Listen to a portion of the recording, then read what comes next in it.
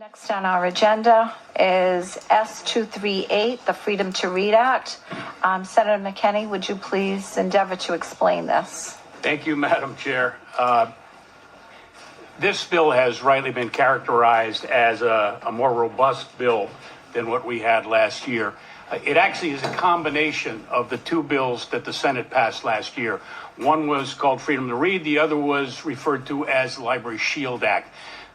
In combination now, I think they are together as a very strong bill, perhaps a bit improved even, because it now protects school librarians and libraries as well as public libraries and librarians.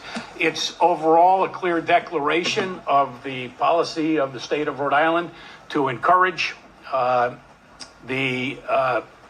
protect the freedom of public libraries and school libraries to curate collections without governmental interference, protects libraries from effectively book bans, efforts to remove or censor or restrict access to materials, keeps materials from being removed on a partisan or doctrinal basis. It essentially upholds the notion that we've all long held, that free libraries are critical to the enlightenment of the citizenry and to the advancement of democracy. And so, as I look at this bill, I think it's important to note a few aspects. One, with respect to the policies that are in place to curate collections. We already have in the state of Rhode Island very strong policies in most libraries with respect to how the collection is curated. And librarians are professionals. They make a very careful effort to ensure that what they put on their shelves are appropriate. In school libraries, age appropriate. But certainly it's important that we have the best practices. Hence, this bill actually looks at that and says that the head of the chief librarian for the state of Rhode Island will effectively put into place, with consultation, the best practices policy for how collections should be curated. In the same way, the chief librarian is to work with the commissioner for elementary and secondary education to make sure that the appropriate policy is in place for school libraries so that those collections are properly curated, again, with things such as age appropriateness considered. What I think is important with respect to this bill, a couple things. Rhode Island, on the shield side, has no explicit protection in our laws for library workers, educators, museum workers with respect to alleged obscenity. This will better protect them. It won't preclude lawsuits or criminal charges, but it will give them additional protections. It also has a very important aspect, and that is the vested interest aspect of it. Because what it essentially says is, with respect to public libraries, the people who are able to request reconsideration of library material are those people with a vested interest. And so it should be people who are residents of the town, and not folks coming in with a national agenda and a list of 50 books that they think ought to be banned. For schools, it says it's got to be the teaching staff or a parent or a guardian, or a student who's enrolled who can question whether a book should be there. This shield idea is important because 44 states, including all of the New England states, have laws to protect these folks. And unfortunately, librarians have been forced over the years to fight criminal charges and lawsuits that are brought because of a book that happens to be on their shelf. And we've seen the lists. The books that people have tried to get banned or have brought suits or charges for are things such as To Kill a Mockingbird. One of my favorites, The Hate U Give. These are wonderful books that are considered essentially classics. But sadly, there are people who use the courts as a weapon or to gain publicity. And so this bill would at least allow a person to raise the defense that he or she was simply doing their job as a librarian in order to avoid, it would preclude charges, but it would offer them much greater protection. finish with this. I've been ribbed for the fact that when I spoke at the press conference recently, I referred to the Grinch concept. And the fact that reading is a gift. And just as the Grinch came down and stole all the gifts, when we have folks trying to ban books or suing librarians or libraries or schools in an attempt to intimidate, that reminds me of Grinch-like activity. And so I would like to think that we will stand up strong again, as we did last year with passage of the two bills we did, and that we will protect the right to read. Thank you, Madam Chair. Thank you, Senator.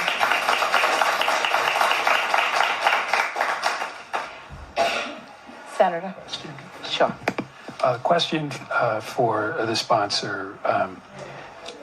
I certainly appreciate your effort. I appreciate the principles behind this. Being a lawyer, I always think about worst cases. And is it correct that the policies that professional librarians have would prevent them from putting a book in like How to Build a Bomb or something like that? They can't do that. Yes, it is my understanding that there are certain things that are precluded by those policies, Senator. Okay, suppose that a librarian violates that policy, puts in How to Build a Bomb. What's the procedure under the Act for having that reviewed? Under this act, we're going to have policies put in place by the public libraries, and that would be through OLIS and the chief librarian for the state. With respect to schools, it would be through OLIS in combination with the commissioner for elementary and secondary. And those policies would address those types of concerns.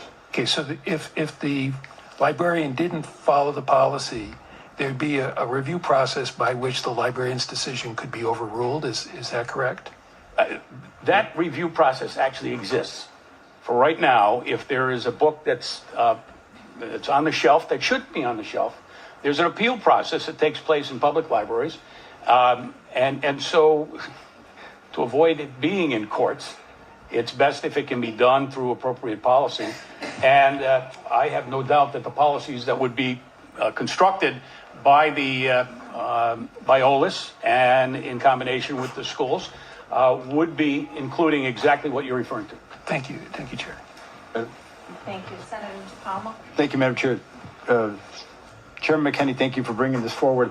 I had a question from a constituent with regards to, and I think the answer is the process will allow it. The parents, it's a young child, access to a book that probably belongs at a higher level than the process that's within be put forward in this particular bill from a school library perspective would be the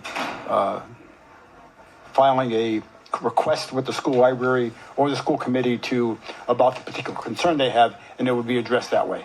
Is that a way that they would do that? Yes, and the first step would be a request made to the librarian, Okay. Which is how it's generally done now. Okay.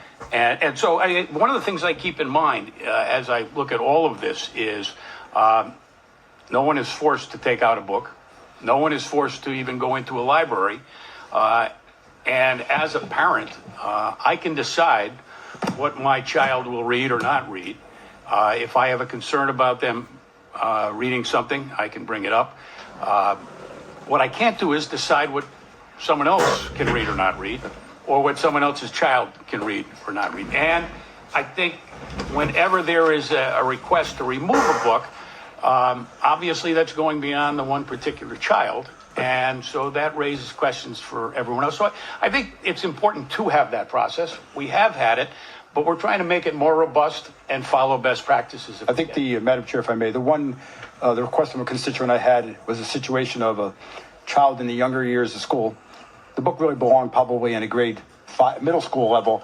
And so it's a case, well, the child can take the book out of school because he likes soccer, he likes whatever the topic is. If this is going to be a good one to read, come to find out, it may have belonged more at a 5th grade level than a 2nd grade level, or 3rd grade level, or 7th grade though. So this would allow the process to the librarian and then beyond. Yes. Thank you. And I think when something like that happens, and the librarians who are here will probably speak to it, but generally, once a librarian hears about that, they take a look, there's all kinds of curation that goes on where they say, you're right. This probably does belong a couple grades above, so we're going to. I think this would be helpful to them as well then. Thank you, Madam Chair. Thank you. Are there any other questions? Okay.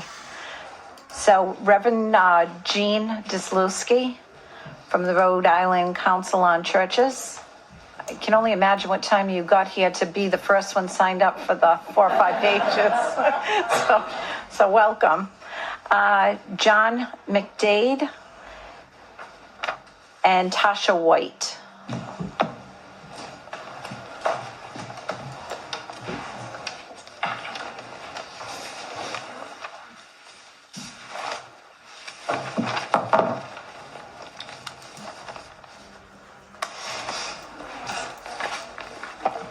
Take it away. Oh, no way. Okay. Hi, I'm the Reverend Gene Dishlevsky. I'm with the Rhode Island State Council of Churches. I'm a pastor of a church. And thank you for giving me the opportunity to testify. I did submit a written testimony, as did other folks in the council. I'm not going to repeat it, but I'd just like to add 1 or 2 comments. Censorship, book banning, is antithetical to American civic values. We're a diverse society, and how else do we learn about each other if not through a free and safe exchange of ideas? We can't meet everybody, but when we're exposed to something that's different, there's a degree of discomfort, right? There's some tension. It's like, oh, what is it? I believe that a healthy society also is a creative society. And anytime there's creativity, creative ideas by definition are new. Something new, again, is different and something I'm not familiar with. And so there's a degree of tension. And resolving that tension is what I really need to do. If I let it sit there and ignore it and run away from it, it poisons the soul. To deal with the tension, the best way is to assess and to do critical thinking and deliberation on the issue. And that takes away the sting and helps me to I don't have to agree with everything that's different, but running away from it is not helpful. I think it was Socrates a long time ago, before my time, who said that, the tension that comes with new ideas is necessary because it helps you get past the shackles of fear. It helps you leave the dungeon of prejudice and step into the world of magnificence. So let's be magnificent.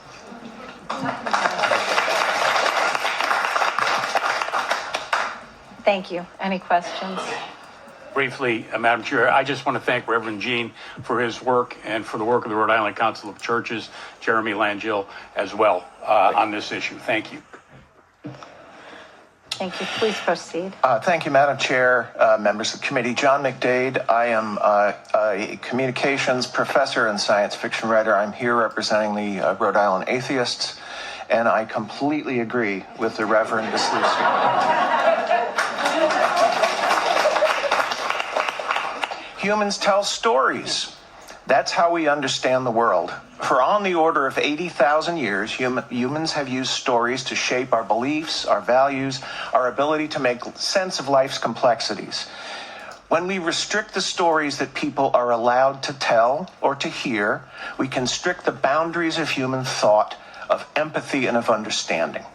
We live in Rhode Island, a state founded by Roger Williams, on the radical idea that no authority, no government, no church should dictate what a person believes or how they come to those beliefs. The freedom to read is inseparable from the freedom to think and the freedom to discern. When we remove books, especially those that explore different religious traditions, moral questions, or historical perspectives, we violate the principles Rhode Island was built on. And I have submitted written testimony. As a communications professor, I want to stress to this committee the importance of libraries and of print, of books, as an antidote to the electronic world that many of our citizens are living in all the time. It is absolutely critical that they have access to long-form print. My mentor, Neil Postman, argued that this was the only way that print was fighting the electronic revolution for the soul of humanity. He was a little bit of he was excessive at times in his descriptions of how media affect us, but he wrote the book Amusing Ourselves to Death 40 years ago, and I taught it last semester, and it was as fresh as ever. Thank you. I brought props.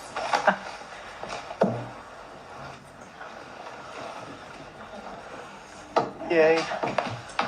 So again, I'm Tasha White, elementary library media specialist. Every day I see the impact that books have on our students. The way they spark curiosity, foster understanding, and help children see themselves and others in new ways. I talked earlier about mirrors and windows. Yet across the country, and even here in Rhode Island, we see efforts to ban books from our schools and libraries. Books like The Day You Begin by Jacqueline Woodson, which reminds us that while we all have differences, we also share common experiences. Some people found this book objectionable because it discusses race and cultural identity. But isn't that the point? That we can disagree, that we can have discussions, but that no one person or group should get to decide what others are allowed to read. We tell our students to think for themselves, to analyze information critically, and to question biases. Yet when we ban books, we are teaching them the opposite, that a few voices can silence many, that discomfort is a reason to erase perspectives, and that certain stories don't deserve to be told. What's especially troubling is that while we attempt to limit access to carefully curated, educator-approved books, students still have unlimited access to the vast and often unfiltered world of the internet. As a librarian, I teach my students that anyone can publish online and that over 70% of online content is not suitable for children. Yet some of the same people who worry about the messages in books are not asking the same questions about what their children encounter every day on the internet. I have seen firsthand the power of books. My own son, who has ADHD, hated reading until he found Captain Underpants, who I myself do not necessarily love. Yet, thanks to Captain Underpants, he have found joy, success, and sparked a love for reading. We do not all have to agree with every book. Parents have every right to decide what is best for their own child, but no small group should get to decide for everyone's children. The Day You Begin tells us that there will be times when you walk into a room and no one there is quite like you until the day you begin to share your own stories. So I ask you, who are we to say which stories deserve to be heard and which don't? And if you have any questions about why any of these were banned, I'm happy to share. I'm curious. I'm trying not to delay this, but the Giving Tree, what was the problem? So this was interpreted as sexist. It's about a boy and a tree, and about how the tree gives all of everything to this boy. For me personally, it reminds me of my mother, and I cry every time I read it. So my interpretation of it is the tree is my mother. A few people interpreted it as it was sexist. Okay. How about Brown Bear, Brown Bear? Okay. That was I'm banned for years. Now, Brown Bear teach repetitive, right? So it really gets younger readers involved, learning like the patterns, left, right, return, sweep, all of this. In Texas, it was banned for years because it's written by Bill Martin Jr. Bill Martin, of no relation to Bill Martin Jr., wrote Ethical Marxism years after Bill Martin Jr. died. Someone in Texas who was unaware of this information banned Brown Bear for years because of this. When people don't understand, when they assume, we all know what happens. And so when people are not, trained to know different things and reasons to curate or to choose these different classics, then they're pulled off the shelves for all of us to hear each other's stories. I totally agree with what you were saying about your person who's concerned. And in my case, I would say I would hope that parent would reach out to me and say, I don't want my child taking this book home. But I don't know that that should impact every single child in that school. Again, if it's way off base and off of level, if I have a high school book in my elementary library, that's a different case. But if you're talking about a 6th grade book in an elementary level, I'm going to push back a little bit on that, depending on what the subject is. And I'm going to say, I have no problem not checking that out to your child. But let's have a conversation. When do the conversations stop? And all of this just, I'm offended and I'm taking this off the shelves. Sorry, way went over. Thank you. Senator McKinney. I just have a Oh, sorry. question before you Yes. leave, because I'm a long way from elementary school, and I just, I'm assuming that the world hasn't changed this much, that the far greater concern to me than a book that happens to be on a shelf is the access, and you were kind of suggesting it, to porn or other objectionable material at home or at a friend's home, or the time-honored way that seemed to work when I was a kid on the street. I think I learned from my first grade cousin when I was in third grade about the birds and the bees, and I was astonished at the time. But it seems to me it's a far better thing to have material in a library book that's actually been looked at and considered. Again, I'm taking a wild stab with this because it's been a long time. Fair to state? I completely agree, and I talk to my students all the time about how even our younger students can post and publish on the internet, right? They have their own YouTube videos, and so everything you find on the internet isn't necessarily true. However, books have to be vetted. They have to be published. They have to go through a process. And so even though you might disagree with the perspective or with the story that's being told, it's not your story to tell. And so you don't have to read it or you don't have to agree with it. But like both of these gentlemen say, who come from very different backgrounds, I would say, right? They can still agree to disagree or to say, okay, but this is your viewpoint, and I can respect that. And at home, there should be conversations about this. And so at home, these are our beliefs, but it's okay that someone else believes in something else. That doesn't mean that, we have to be against them. And Could I just add, we represent the diversity of Rhode this is what I'm saying, right? So it's wonderful. This is the point. Thank you, all three of you. And if I could? Thank you. So next up, can we have Susan Raza and Cheryl Space?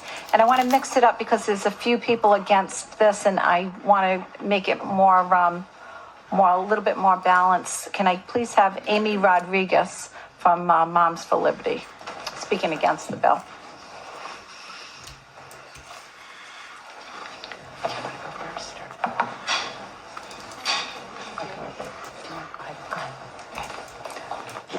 Again, it's been a while, but we've got another couple inches in here of testimony. Please do not. Don't worry, I missed the deadline to send mine in. So. Okay, because we've got it. Got a lot. Hello to all. My name is Susan Raza, a volunteer with the Woman Project in support of Senate Bill 238, the Freedom to Read Act. To loosely quote Ben Franklin, access to books furthers democracy. Pardon me. It was a foggy August afternoon in Little Compton in the late 80s. My kids and I went to the library, and as I perused the shelves, a title, A Pocket Full of Rye by Agatha Christie, caught my eye.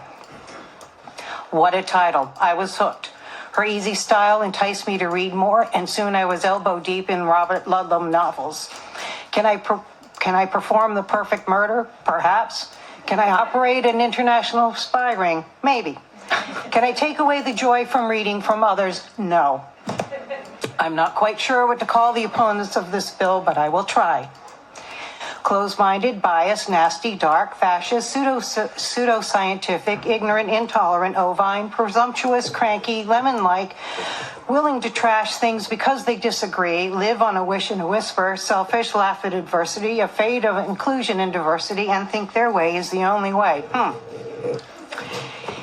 If you want to be all the above and raise your children that way, go for it. No one's going to stop you. But the audacity to say that no one else can read what they want, not happening. Last night at the Cheraho School Committee meeting, I think it was made clear that book bans are very unpopular. So now I get it. To further democracy, oh my. Please vote S238 out of committee. Thank you. Thank you. Cheryl? Sure. Good afternoon, Senator Gallo, members of the committee. I'm Cheryl Space. I'm the director of the Community Libraries of Providence, and I'm here today on behalf of the Rhode Island Library Association to voice our support for the Freedom to Read Act.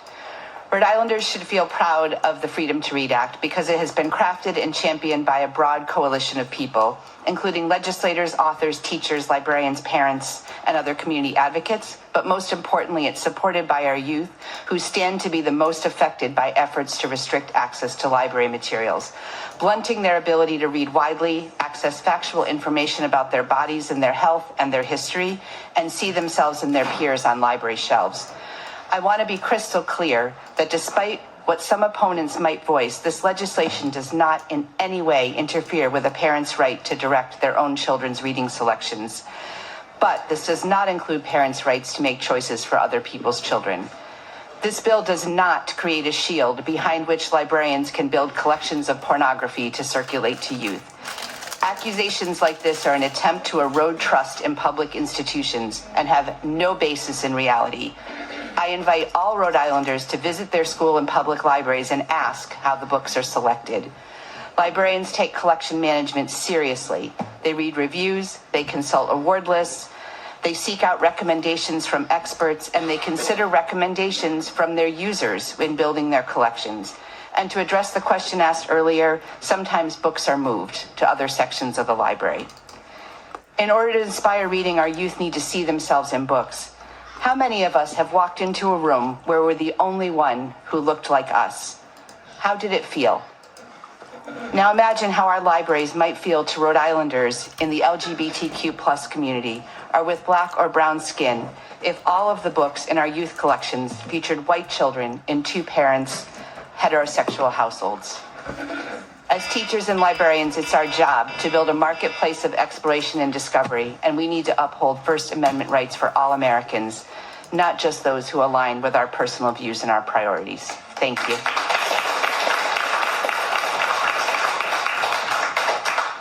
Amy? Just Senator want to thank McKinney. Cheryl Space, if I could, Madam Chair, for coming in not only as a fine library director and a fierce library advocate, but for all the work that you've done on this bill. Thank you, Cheryl. Thank you, Senator McKinney. Amy? Is this on? Thank you. Madam Chair, Senators. My name is Amy Rodriguez. I am a mother of 3 children and am opposed to Bill number S0238, the Freedom to Read Act, which protects librarians and bad actors while usurping parental rights. I am opposed to this bill because its objective is to give librarians sole authority in stocking library shelves with age-relevant items instead of age-appropriate items. As a mother, I took my 3 children to local libraries with the assumption that they were safe places for children to learn without the risk of having their developing brains harmed from seeing pervasively vulgar graphic content that they can't unsee. My 3 children are close in age, all 2 years apart. When we would go to our local library, my children would explore the children's area, all within my sight, and select books from the shelves. While I would read with my 5-year-old at a table, my 9 and 7-year-olds would find books to read. I could see my children, but couldn't see the pages of the books they were skimming through. Thankfully, they didn't find any of the pornographic materials that are so prevalent in today's children's libraries. This bill infringes upon the rights of parents who do not want their children to see or read overtly sexual materials that the children aren't mentally prepared for, and allows for legal action from authors, booksellers, and publishers against elected officials who we, the parents, vote for if they remove such inappropriate materials. Our responsibility to our children is to ensure that they can read and, more importantly, to ensure the materials they find are not harmful or educationally unsuitable for young minds. Thank you for your consideration. Thank you. Okay, no questions. All right, next we're going to have Bill Lancelota, Steve Alquist, and Robert Ciadio.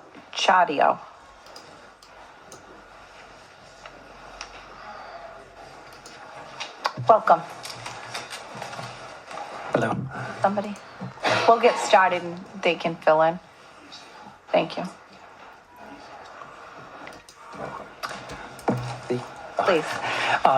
Good afternoon. My name is Bill Ancelata. I'm in support of this bill. As a resident and librarian in Westerly, I have some firsthand experience with these sort of censorship efforts that have become all too frequent in our nation. I had no idea that when I went back to school to pursue a library degree that I would be embroiled in a culture war, pitting people who support the First Amendment against book banners. But I've seen it grow and grow year after year. I've seen fellow librarian Miriam Miranda harassed for simply doing her job, supplying her students at Westerly High School with diverse materials. I was present when my town council was debating supporting a bill that imposed fines and jail time on librarians and educators. And every time a librarian got up to speak to that, you could hear the crowd in the back that supported it saying groomer, pedophile. Just imagine being someone who has devoted their life to helping the children of a community, and then in thanks for that, you're accused of being a pedophile. We also had someone come in and take out a bunch of children's books and then say they wouldn't return them until we took down our pride display. So thankfully, none of these tactics were successful. And these sort of things just take away from us doing our regular job, finding information that people need and building diverse collections for everyone. The passage of this bill will be of great benefit to all Rhode Islanders. There's nothing in the bill that interferes with a parent's role in their child's upbringing. However, it would prevent some people from imposing their views on other parents and their children. Importantly, this bill, well, I just like to say it reinforces the most common sense way of dealing with books. If you don't like it, put it back on the shelf. It's there for someone else. Thank you. Thank you very much. Senator Mack. Just a comment. Thank you for highlighting how some of the hate and vitriol impacts public servants, including our librarians, who should not have to face hate and vitriol when they are simply just doing their jobs. Thank you. Thank you. Steve? Sure, thank you. Welcome. My name is Steve Volquist. I'm an independent reporter. As part of my work, I started going to school committee meetings across the state where right-wing attacks on policies that protect transgender, gender nonconforming, and transitioning students, as well as attacks on libraries and attempts to ban certain books have been happening. Let me back up and say that I love libraries and I love books. When I hear the arguments of the bigoted and incurious people who would ban books or make trans kids less safe, I am struck with a horrible thought. What would it be like to live in a world where these people are the arbiters of what we can read and ultimately what we can believe?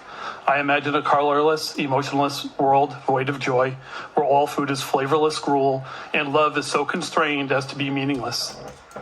I believe in color, joy, and love, and I will do everything I can to protect that, and I need your help. Thank you. Thank you. Robert, welcome. Chairperson Gallo, members of the committee, this bill is nothing more than adopting into law what the agendas of many on the left, including those on this committee, seek, which is absolute legal right to racialize, radicalize, and sexualize Rhode Island's kids via age-inappropriate books and other materials in our libraries. Shield librarians and school districts from any responsibility for the harm they do to these kids by making age-inappropriate books available to them. Just like last year's bill shielding doctors and hospitals against lawsuits brought by detransitioners, making it a crime. Cut out completely those taxpayers who, like me, happen to have no kids left in the school. I guess we can pay, Uncle, but we can't have a say in our communities. The internet is not the same thing. The internet is not a taxpayer-funded entity.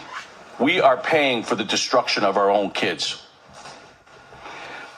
Fourthly, we tell our kids that books depicting a girl going down on another girl wearing a strap-on dildo, or teachers having sex with their students, or babysitters molesting those entrusted to them, or a how-to on how to kill yourself, or glorifying the raping of women,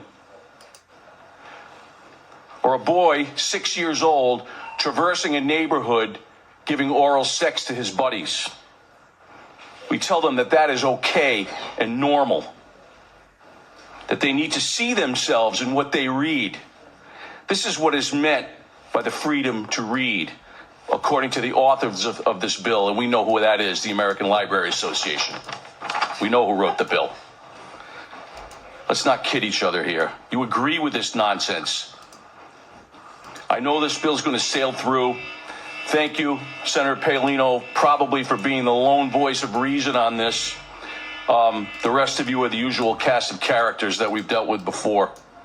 So I don't support this bill. I think it's trash. I think it's harmful. Thank you for hearing me. Okay, next up, Ed Garcia, Vanessa Dyer, and Jillian Woff.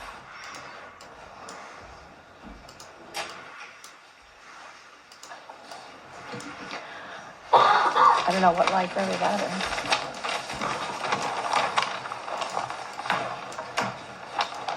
Should we start? Yeah. Okay. And give them thank time. you. They're probably in the other room. Yes. Thank you to the chair and members of the committee for the opportunity to speak with you about the Freedom to Read Act. My name is Vanessa Dyer, and I live in Bristol, and I'm a library media teacher in the Portsmouth School District. I've been a public school teacher for 6 years. I am speaking in support of Senate Bill 238, the Freedom to Read Act, which I believe will have a positive impact on Rhode Island school communities. The Freedom to Read Act outlines appropriate, thoughtful, and professional policies for a school library to handle school collection development, policies which I currently practice in my school library. As a full-time certified school librarian, I am professionally responsible for selecting appropriate and quality books for my school's library. I am also responsible for culling books connected to our school's curriculum, classroom projects, and students' personal interests. Occasionally, I am also responsible for addressing parental concerns about a book their child has selected. So far, we have had no issues resolving these concerns. Parents are able to understand why the book still has merit in the library, even though they would prefer their child borrow other books. And I have to say, I have kindergarten through fourth grade, and yes, books that are appropriate for kindergarten and fourth graders are vastly different. So we have a wide variety of books in our library.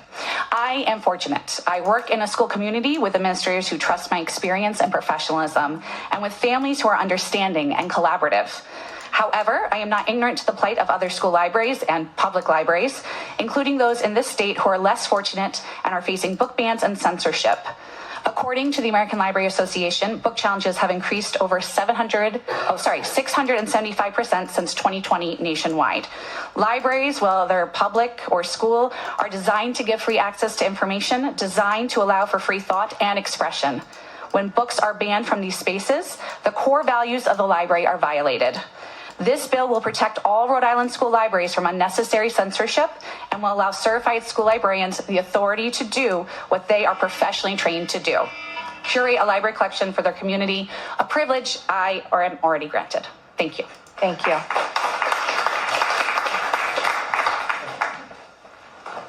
Good evening, Chair and members of the committee. My name is Jillian Waugh. I live in Newport, and I am the School Library Media Specialist at Portsmouth Middle School.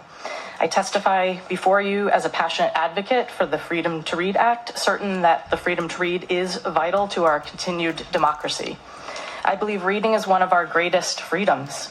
It is essential for fostering an informed and empathetic community.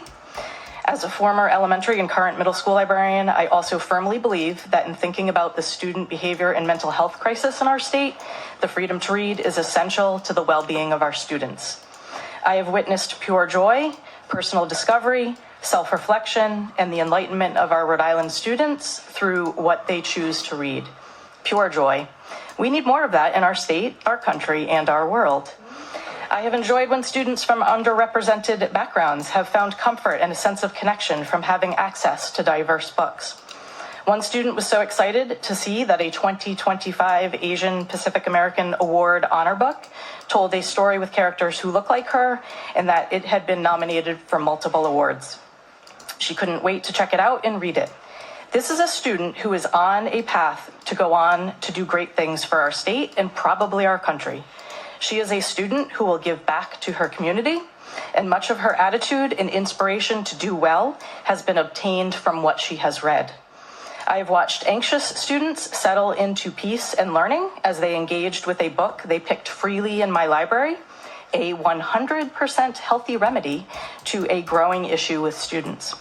Restricting access to books in libraries for Rhode Island residents will stifle all of these positives and will negatively impact intellectual curiosity, limit our understanding of each other, and will ultimately undermine the foundation of our democratic values. Denying the freedom to read goes against our nation's tradition of free expression. It is completely unacceptable to confine what one can read to what another thinks is proper. Thank you. Thank you. I'm going to call up Eric Hasselhurst, Kate Wells, Miss Samson Teskab.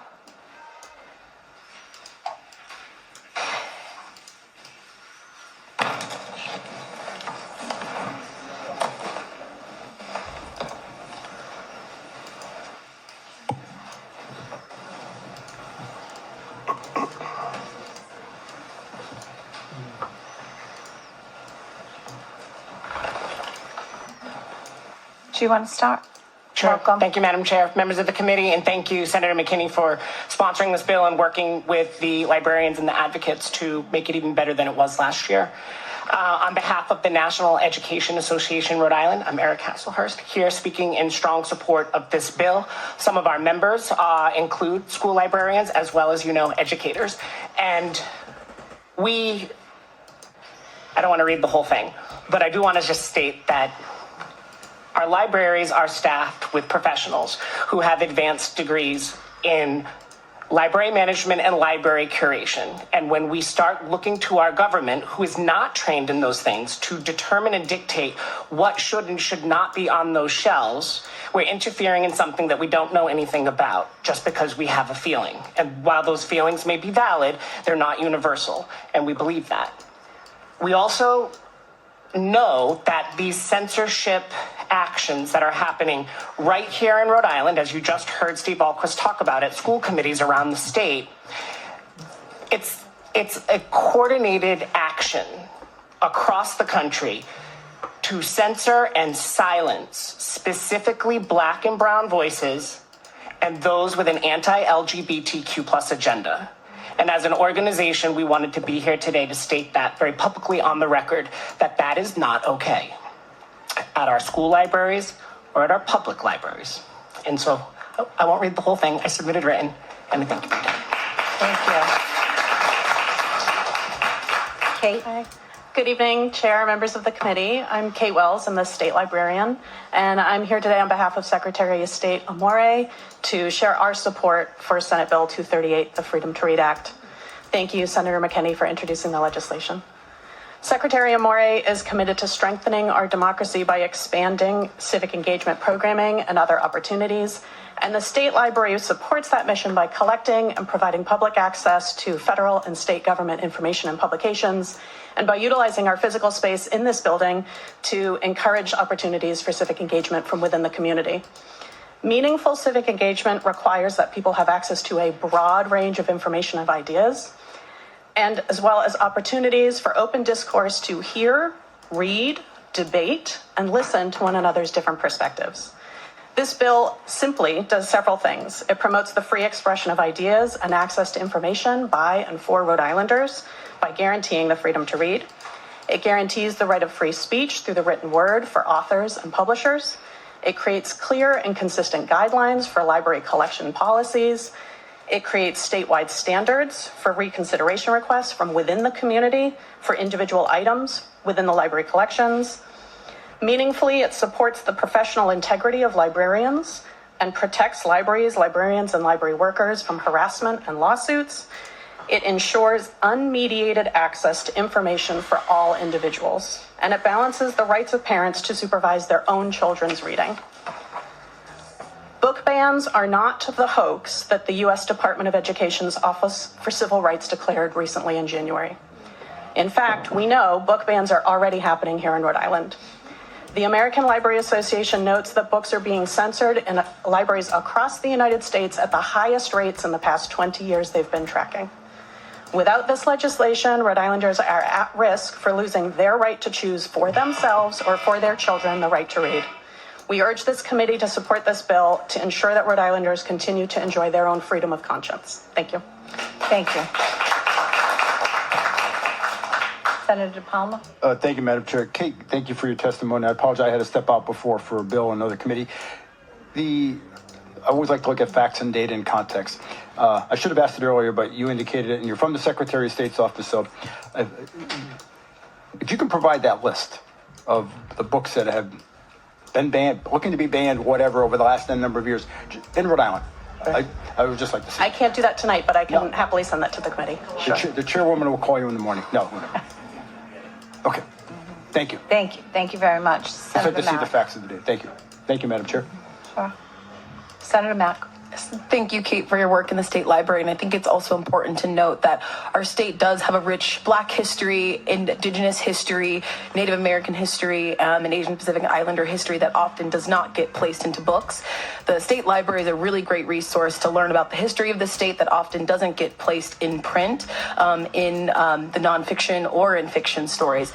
So thank you for highlighting, and for those who have highlighted how minority voices and how the minority stories of people, including queer and trans, and other LGBT plus community members is important, and seeing those reflected in our books, our state libraries, and other resources opens the doors and unlocks stories and opportunities and possibilities for so many students. Thank you.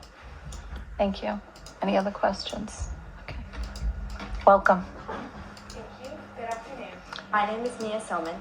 Can you just make sure that thing is up or it's close enough to you? Thank you. Thank you. Good afternoon. My name is Mia Silman. And I am Tess Karp. We are middle schoolers in the Rhode Island public school system. The adults around us have never hesitated to tell us that our generation will one day run the world. The students who are currently learning in middle and high schools around the state will one day stand in buildings like this, making crucial decisions that will shape the future of our country, the globe, and mankind. My question is this: how are the leaders of the future expected to make thoughtful, considerate, and informed choices without being exposed to a variety of perspectives and stories? We are expected to be tomorrow's decision makers, but we are consistently told we do not have the responsibility or judgment to consume the information we choose. To create a positive world for your children, you must put faith in the idea that they are individuals who deserve to form their own opinions and become free thinkers.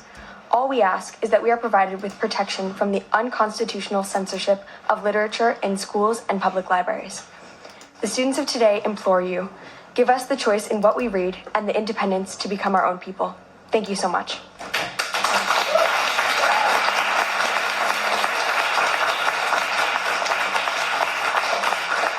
Thank you. It's so nice to have students here, and thank you beyond all your studies and everything, making sure that you got here and that you had parents that cared enough to take you here to be involved in this process. I do appreciate that. Senator McKinney. Thank you both. I just want to say I appreciate your coming in here. You have just increased my optimism for the future of this world. Thank you.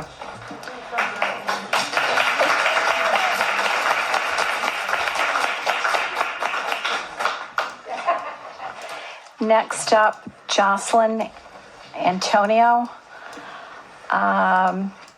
Lisa Gerard is not speaking, but did submit testimony.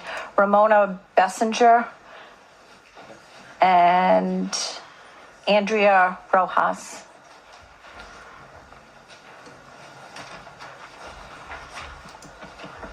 Welcome.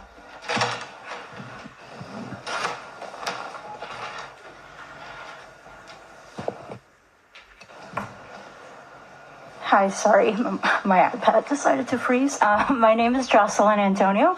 Thank you so much for hearing this bill today. I am here serving as the Director of Program Implementation and Policy at the Hassenfeld Institute based at Brown University School of Public Health. I am providing this testimony in my personal capacity as a person with a background in public health. I am urging your strong support for this bill as it promotes free expression and access to information by prohibiting the censorship of library materials. Ensuring that this intellectual freedom is available, it is a public health issue if we take away that ability to read books related to mental health, health literacy, and community well-being. According to the World Health Organization, health literacy is one of the strongest predictors of health outcomes, and libraries play a crucial source of accurate, timely, and diverse health information. The ability to access, understand, and apply information shapes health behaviors, decision-making, and access to resources. Book bans and restrictions limit exposure to critical health-related content, especially around mental health, LGBTQ issues, racial identity, and substance use, topics that are already stigmatized in our society. Censoring these materials does not erase these issues. Instead, it restricts the ability of young people and families to access the knowledge they need and deserve to navigate those issues safely.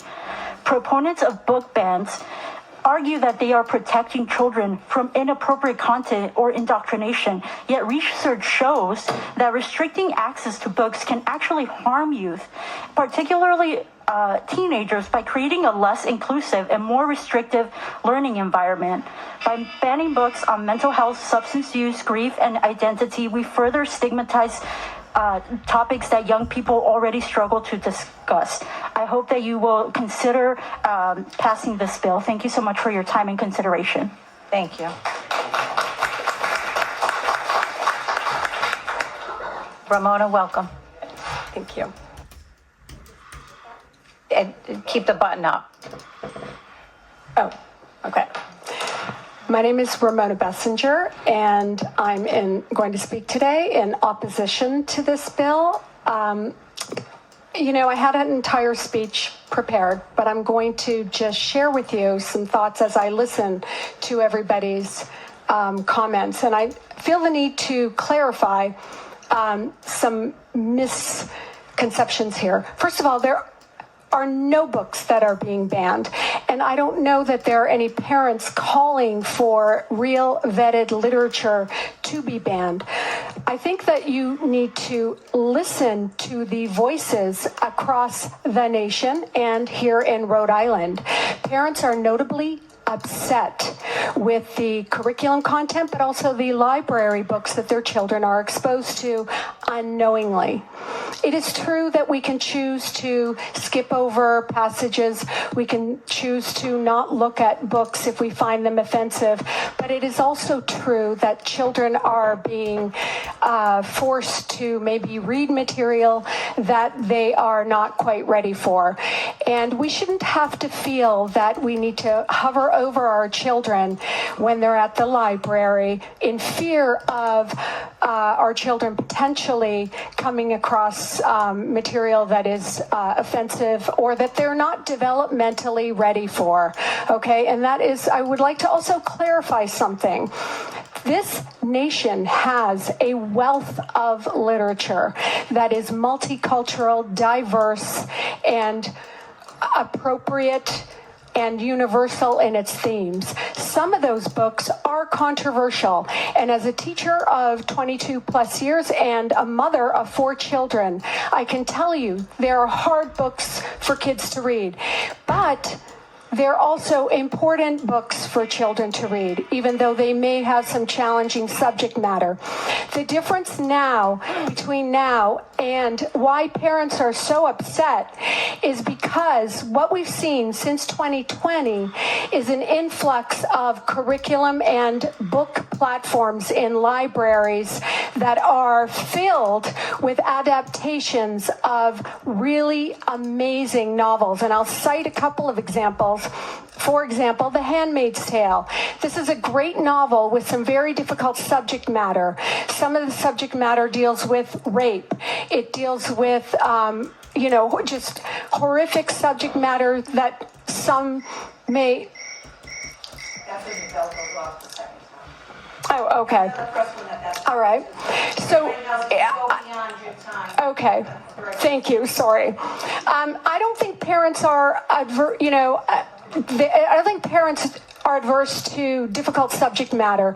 And I also think it's an insult to suggest that our schools prior to the influx of the books that came in 2020, I don't believe it's fair to say that the minorities are not represented, because I have textbooks, curriculum, novels from 22 plus years of my experience to show otherwise. And I actually offered Senator DePalma an opportunity to look at some of those diverse, multicultural, universally appropriate books, okay? Now what we're seeing is political content that is framed and misrepresented as so diverse and multicultural or whatever. It is not that.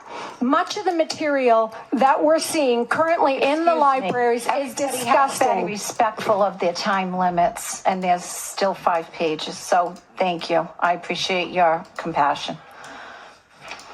Passion. I'm not being compassionate. No. Yeah. Passion, yes. And it's not passion, but thank you. Passionate. Yeah. Hello. Good evening. Welcome. My name is Andrea Rojas, board member of the Community Libraries of Providence and frequent patron of Mount Pleasant Library. Here in support of both the Freedom to Read Act and School Libraries Act. I had the pleasure of attending the Freedom to Read press conference hosted here.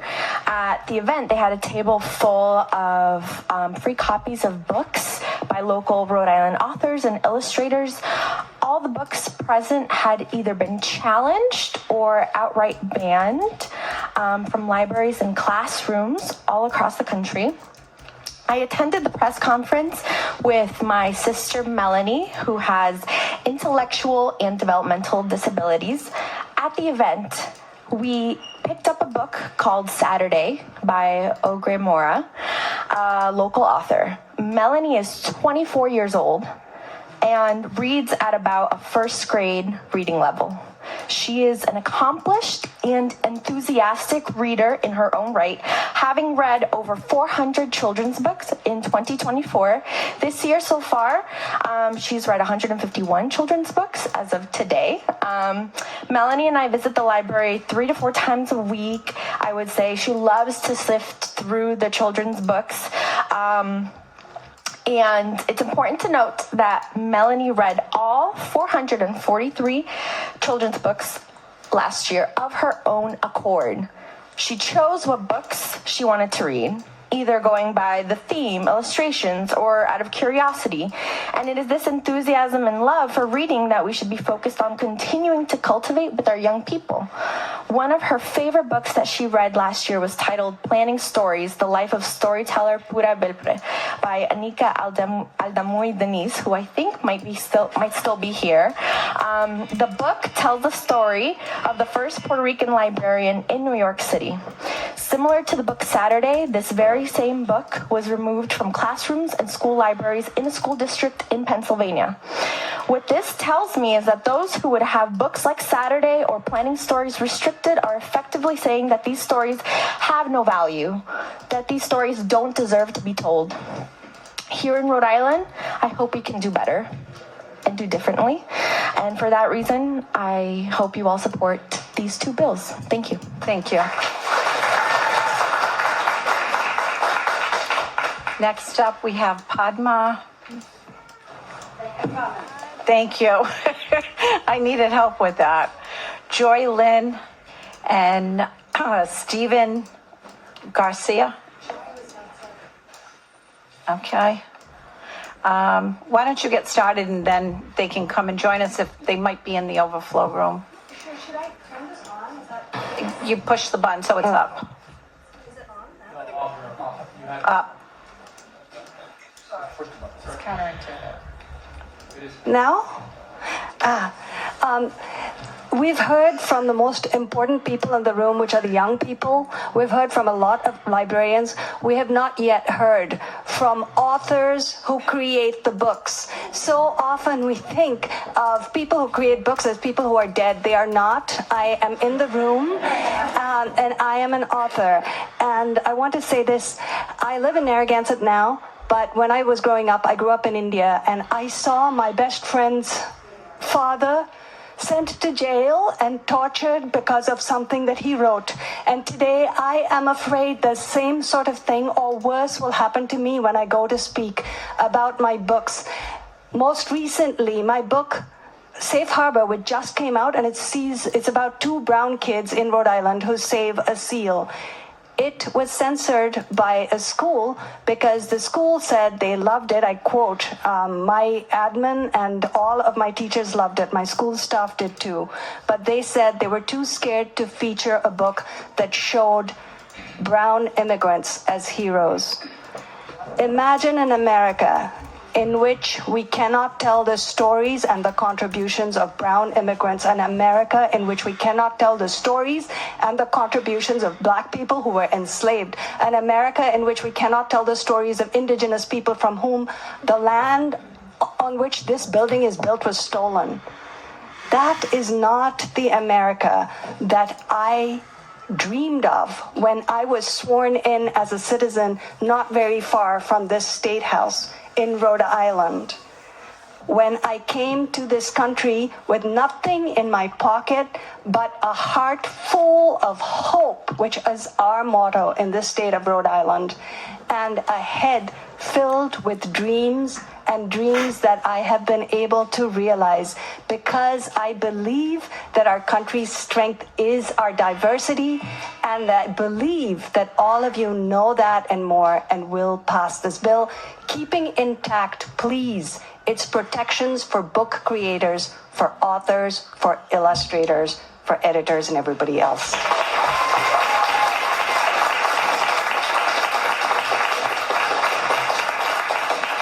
Senator McKinney. Thank you, Padma. I appreciate your coming in here, and Thank you. I appreciate your work in contributing to this bill, your work and the work of the others who are involved with Authors Against Book Banning. I do have a question for you, though. Yes. One of the things that I noticed in some of the material that I think you provided to me referenced soft censorship, and I'm not sure that everyone understands what that is. Would you explain that, please? Absolutely. So what happened with Safe Harbor just now is soft censorship because it will go unreported. I would never divulge the name of the school or the teacher for fear of harming the children in that school and the teachers, the educators, and the librarians. My other books, Born Behind Bars, has been censored. That's the only one for which I have hard evidence that it was censored because it was on a target list in Pinellas County, Florida. So I can point to that and say it was. But my other books, The Bridge Home, which has been censored, and all of the others, 5 out of my 6 novels, I cannot give you evidence somewhere else. So whatever the numbers might be about hard numbers about books that are being banned, there are so many more books that are being soft censored. And I would like to make it very, very clear because sometimes Siri doesn't get it when I dictate. My book that was banned was Born Behind Bars about unjust incarceration, not Born Behind Bars. And if I wrote Born Behind Bars, I would probably be a whole lot more wealthy. I write for young people because I want to create quality literature for kids who have not been able to see themselves in books for many years. Thank you. Joy, welcome. Needs to be up. Thank you, Senators. I too am an author and an illustrator of children's books, but today I am testifying as a mother with a child in Rhode Island Public School. We heard a number of arguments for this bill, and I just want to follow up with some numbers to back up this story. When I was first introduced to this topic, one of the questions that I asked was why books? Why are books being targeted? Reading among U.S. teens has declined to less than 20%, reading for only 10 minutes or less a day. Meanwhile, they're almost constantly connected to the internet, spending almost 5 hours on social media. And that we all know that's an environment that rewards controversy, clickbait, and has been proven to keep users in siloed echo chambers. 73% have been exposed to pornography online, with almost 1 in 3 actually viewing pornography on their devices during school hours. 1 in 7 teens also engage in sexting, and 1 in 4 have received non-consensual sexts. So again, why are we targeting books that only open minds, broaden perspectives, and encourage the consumption of slow media that creates more thoughtful, critical thinkers? We need to be focused not on removing books from schools and libraries, but on removing distractions from their educations, distractions from their learning, and distractions that are preventing them from connecting with each other in real life. So I beg you to please pass the Freedom to Read Act. Thank you very much. Thank you. Stephen? Thank you, Madam Chairwoman, and esteemed members of the Senate Education Committee. My name is Stephen Cleto Garcia, and I'm a project manager at Parents Leading for Educational Equity. And on behalf of PLEA and all the families we represent, we're here in strong support of this bill. As a parent-led grassroots organization committed to advocating for equity in education, we believe that no child's right to learn should be dictated by the political or personal preference of a small few but vocal minority. The American Library Association reported a record-breaking 4,240 book bans last year in 2024. These bans overwhelmingly target books that explore race, gender identity, LGBTQ+ experience, historical injustice, and perspective from marginalized communities. This is not about the books. This is a targeted threat to these communities that is going on right now. Something else that our parents wanted us to elevate is that every family should have the right to retain the freedom to choose what is best for their own child, and not have those choices made for them by those who seek to impose their own personal belief on others. Rhode Island will send a clear message in the passage of this bill that the right of every student to learn and explore and develop their own perspective in a free and open and educational environment is welcome here. And that is why, and for all those reasons, we support this bill. Thank you very much. Next, we have Aaliyah River, Sarah Thang, and Christopher Garcia.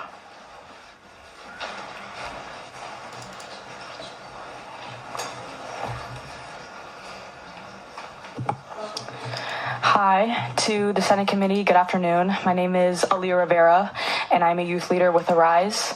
I'm writing to support Senate Bill 238 because about 2 months ago, I finished a book, and this book was about a teenage boy entering his freshman year of high school, and he's grappling with the effects of losing his best friend to suicide and still reeling with the effects of losing his aunt in a car crash from a young age. He makes friends with 2 graduating seniors, and throughout this novel, he learns to evaluate his past and how it continues to affect him throughout this novel, and reevaluate his relationships with his newfound friends, and how to deal with the school year coming to a close and realizing that he won't be able to continue his high school career with these new friends.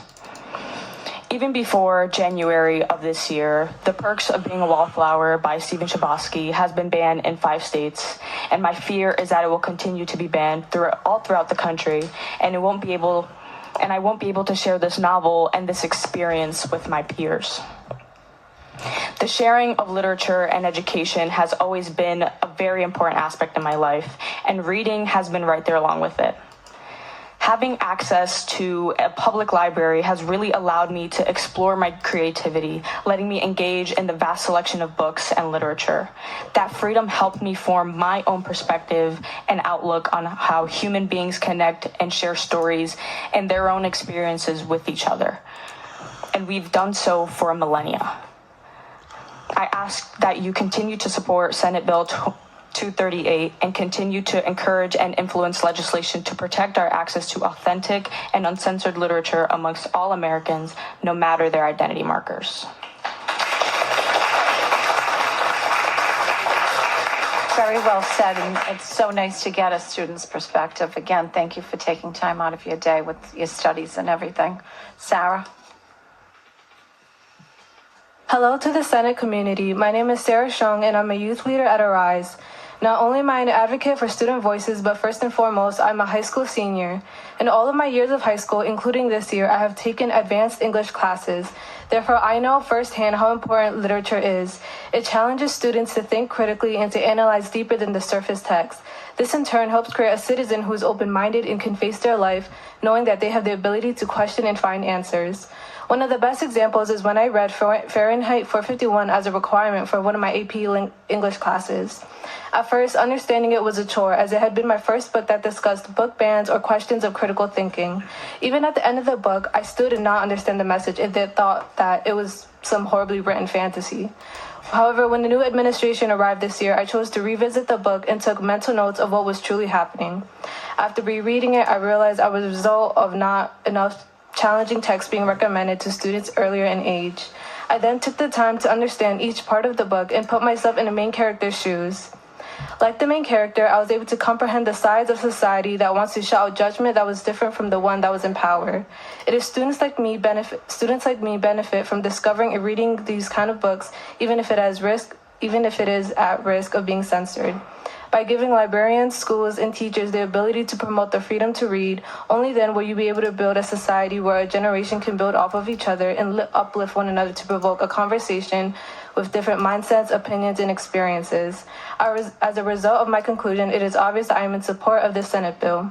We are leaders in our community, you in your respective governing positions, and myself in my community and school. We have different mindsets, opinions, and experiences.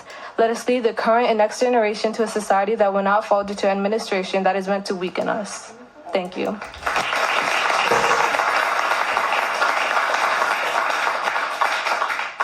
Thank you. Christopher? Hello, everyone. My name is Christopher Alexander Garcia Diaz, and I'm here not only as a youth leader of Arise, but as a student of Central High School affected by these bans and censorships.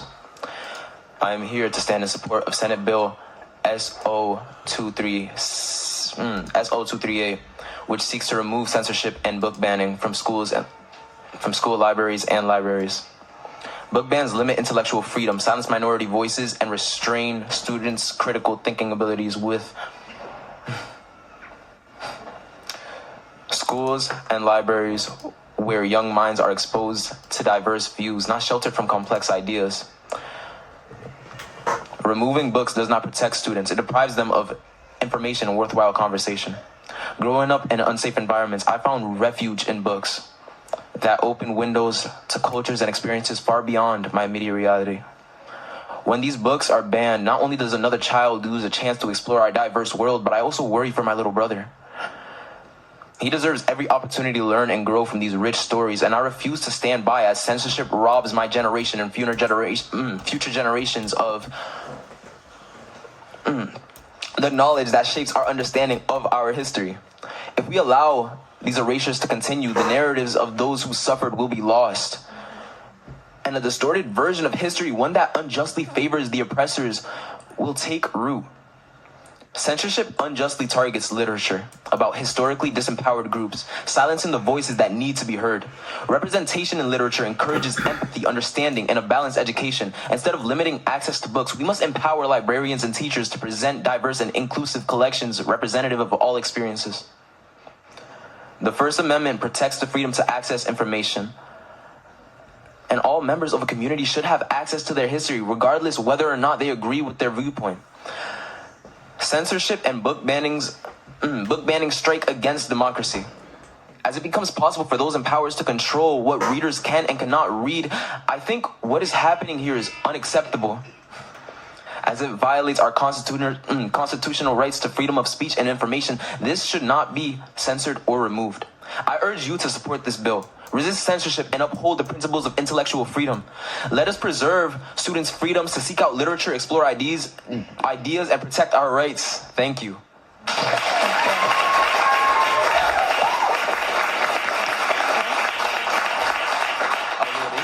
Thank you. We always appreciate all these students come. I know I've said it before, but thank you for coming up here. I wouldn't have been as brave at your age. Jeanette Bradley, Miara Maldozan, and Stephen Brown.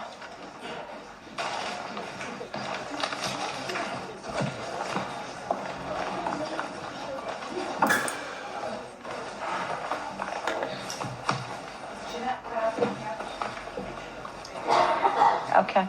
Is she or no? Okay.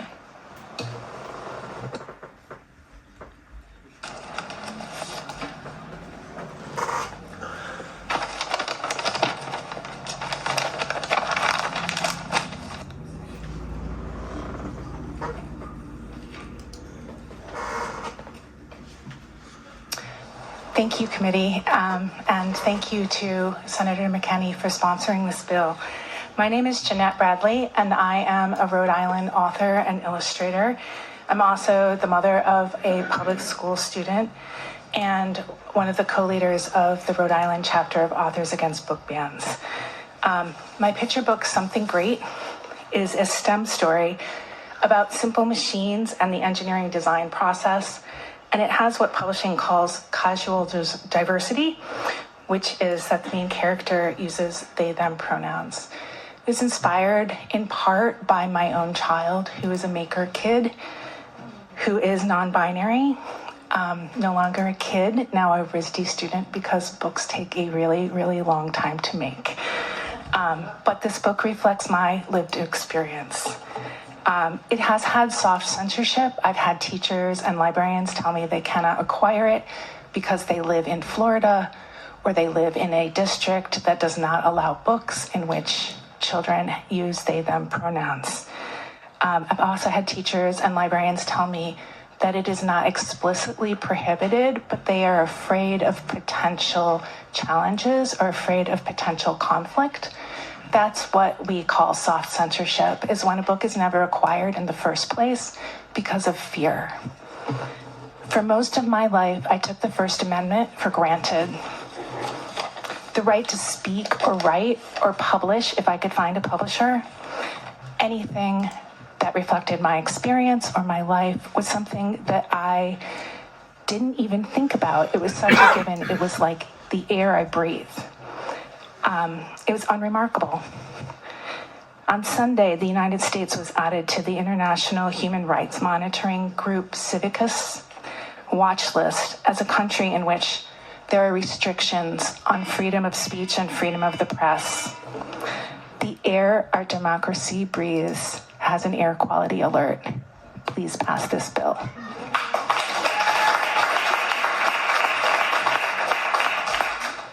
Senator McKinney. Thank you, Madam Chair. I'd also like to thank Jeanette and Authors Against Book Bans, but particularly Jeanette for working with Padma and others with the group to make sure this was a better bill. So thank you. Thank you. Please proceed. Thank you for the opportunity to speak. I would like to also apologize. I was a little loud earlier out there, although in my defense, I don't love being, referred to as a fascist or a racist, so you can take that apology with a grain of salt.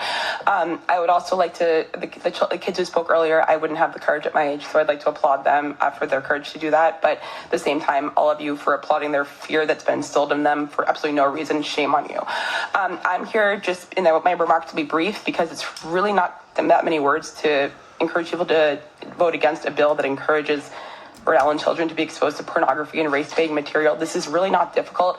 And frankly, everyone tonight who's spoken in favor of it actually has made our case, which is essentially no one is banning this. You guys had like a struggle session rally thing like last week, and all you did was have the books handing out. So no one is banning these books, and you can't on the one hand say, okay, we're here to listen to everyone's point of view, but also say, oh, no, but only our point of view. So I'm just here to say, I just think it's creepy and weird that you're so obsessed with pushing this stuff, and I appreciate the time, and I'm going to leave it there. Thank you. Thank you. Mr. Brown. Thank you, Chair, members of the committee again. Stephen Brown from the ACLU of Rhode Island, here to express our strong support for this bill. I think that people like Marianne Mirando from Westerly, who were threatened with a felony charge of obscenity, would disagree with the idea that obscenity is not that censorship is not a problem in this state. It is. I've submitted written testimony. You've heard very articulate eloquent and diverse arguments in support of this legislation. We agree with all of them, and we hope you'll pass the bill. Thank you. Thank you. Senator DePalma. Steve? Oh, sorry. This is probably most appropriate. I would love to see the list of the books. I assume the ACLU must be involved with people contacting you to say, why is this book or not? Why is this book banned or not? Steve, is that something that the ACLU has seen or not seen, or? We've seen it, but there are, I would defer to the librarians and the authors who actually, yes. Just like I said, I'm faxing just to see what like I said, when somebody showed the kids books before, my wife was a kindergarten teacher, and it probably used those books 10 times over. But yeah, if you can. I would just emphasize the point that others have made about this issue of soft censorship. I'm just trying to look at the ones that are hard. They have the hard censorship. Thank you. Thank you. Thank you. Next up, hold on one second.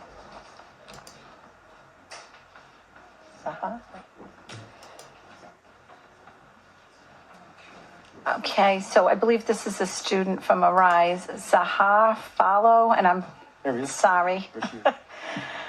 Cassandra Kurohas and Aaron Kutu.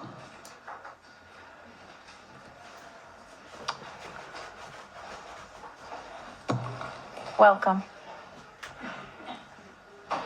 Hello to the Senate Committee. My name is Zaja Jallo, and I am a youth leader at the Alliance of Rhode Island Southeast Asians for Education and an 11th grader attending the Rhode Island Nurses Institute Middle College. I am writing to passionately express my unwavering support for Senate Bill S-0238, as I truly believe that the freedom to read is vital for youth like me to explore experiences and cultures that may feel distant to them. For countless youth individuals, understanding their own identities is fundamental to nurturing a healthy sense of self. When literature that mirrors their culture's struggles and character is out of reach, they may grapple with confusion over their own existence and origins, leading to an internal struggle with their self-worth. When young people like myself are deprived of stories celebrating their backgrounds or the histories of their ancestors, they often feel lost, disconnected, and painfully isolated. This is especially distressing for LGBTQ+ youth who might find it particularly challenging to carve out a sense of belonging and distinctiveness. In a world where whitewash American culture strives to dominate, it's all too easy for youth to feel compelled to adopt to ideals that starkly contrast with their authentic beings. This absence of representation can breed confusion about their sexuality or an unsettling sense of self that they are not valued. However, when young individuals gain access to stories that honor their heritage and respect their roots, they can find the courage to embrace themselves and others without reservation. As someone who has navigated similar challenges in understanding my own distinction and sexual orientation, I deeply appreciate the significance of having access to literature that reflects your unique journey. Growing up, I often struggled to reconcile with my cultural background with the predominant culture surrounding me. Books that echoed my heritage and experiences such as Moonlight, The Hate You Give, and All Boys Aren't Blue were vital in helping me better understand myself, discover my voice, and untangle the intricacies of my identity. They soothed me during difficult times and provided an escape for the harsh realities of my circumstances. These precious resources were influential in empowering me to embrace who I am without feeling pressured to conform to ideals that didn't resonate with my truth. That's why I absolutely urge you to support Senate Bill S-0238. This bill ensures that all young people, regardless of their background, possess the right to access the literature and knowledge they require to understand themselves, their heritage, and their individuality. Every child deserves the opportunity to learn about their origins and embrace their unique story with pride. Books represent so much more than just education. They are gateways to self-discovery, respect, and empowerment to live authentically. Thank you for your attention to this crucial matter. Thank you.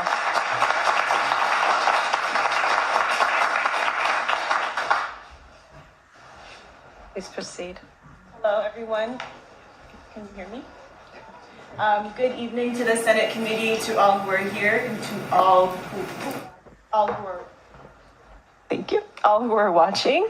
My name is Cassandra, and I am a lead organizer with Arise, and I am here to present an organizational testimony in favor of Senate Bill S0238. On behalf of several community organizations, including the Alliance of Rhode Island Southeast Asians for Education, Center for Youth and Community Leadership in Education, Parents Leading for Educational Equity, Young Voices, the Center for Justice, and the Providence Student Union, I am honored to submit this testimony in strong support of Senate Bill SO238, the Rhode Island Freedom to Read Act. This bill is crucial to ensuring that the freedom enshrined in our Constitution, freedom of speech, freedom of inquiry, and the right to access a broad spectrum of ideas are upheld for all Rhode Islanders.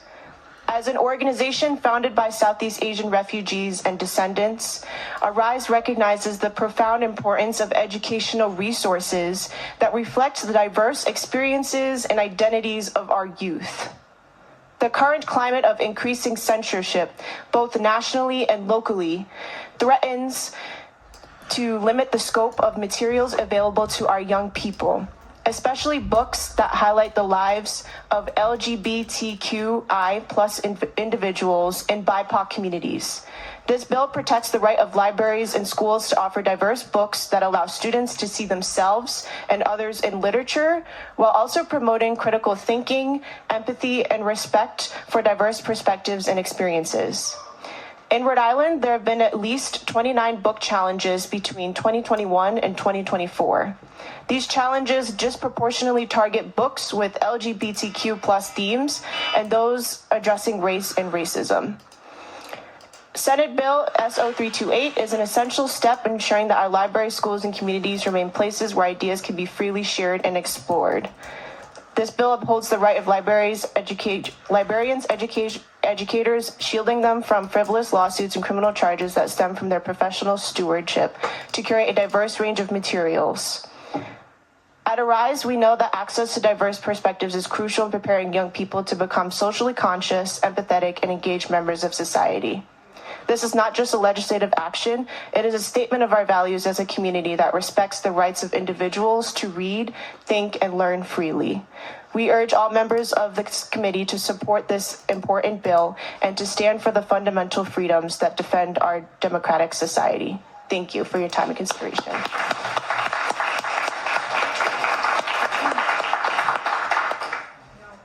Hello, my name is Aaron Kutu. I'm the director of the Warwick Public Libraries. I have been a librarian, scarily now I can say, since 1999. Over that time period, I've spent time as a teen librarian, a library director, and I've also taught for 16 years at the University of Rhode Island's Library School. During that time, I taught classes in collection development and teen collections, as well as public library management and services. In every single one of my classes, I taught about collection development policies. So many of the previous speakers have spoken wonderfully about the values of why we need to preserve access to materials.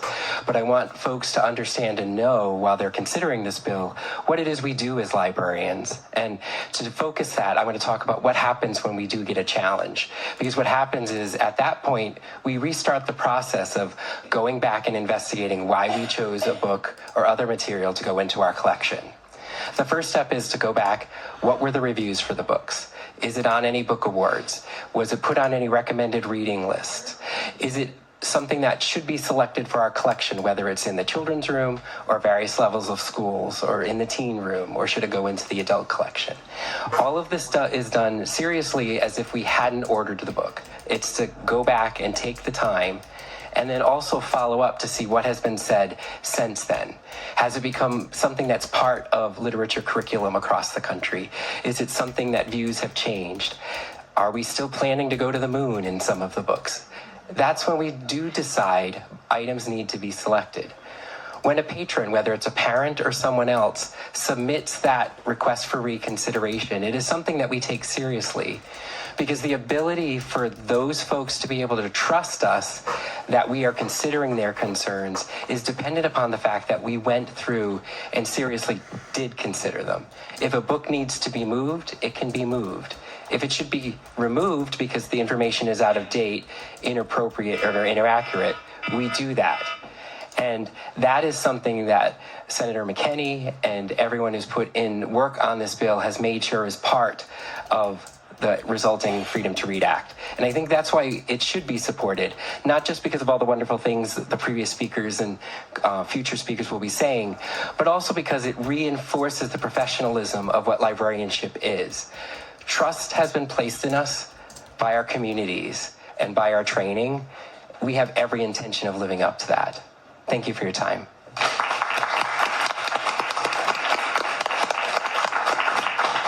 Senator DePalma. Thank you, Madam Chair. Aaron, thank you. And thank you for the insight with regards to the process. So very much appreciate your insight, experience, and what you do. So the question we'll go back to, I brought up earlier. So you have a policy, not about banning a book, but with regards to, is it in the right level of the collection?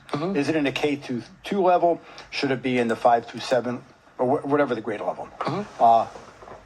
If that request comes in, you evaluate and look at that, and there's a process to handle it. Yes. Thank you. Thank you, Madam Chair.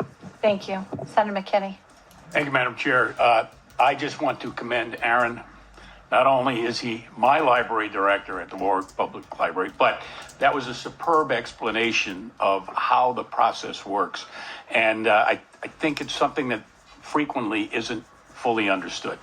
The question I have for you is this. One of the earlier speakers who was complaining about this at one point referenced children being forced to read inappropriate books. You've been a librarian since 1999. Are you aware of instances in which children have been forced to read inappropriate books? No, and I would posit making a child read if they don't want to or is pretty much impossible. Part of our goals is to make sure that kids want to read and encourage them to find the things that they're not only interested in, but are things they find appropriate and their families would. Someone mentioned earlier, if a parent has concerns, we not only have this process, but we encourage them to come to us so we can help them as a family make selections. I'm from a public library, but most of the people who spoke to that earlier were also in school environments, so it's not just in a public library. We're here to serve all of our patrons. We have no agenda. Everyone, I can honestly say there are things in my book I don't agree with the political statements that are in them. It did not prevent us from buying them. It does not prevent us from recommending them to the patrons who want them. We are there to be impartial and provide access to everything, so we have free access to ideas, exposure to other worlds, exposure to what it's like for other people and how they live, and also to perhaps see ourselves when we think nobody else sees us. That's our goal.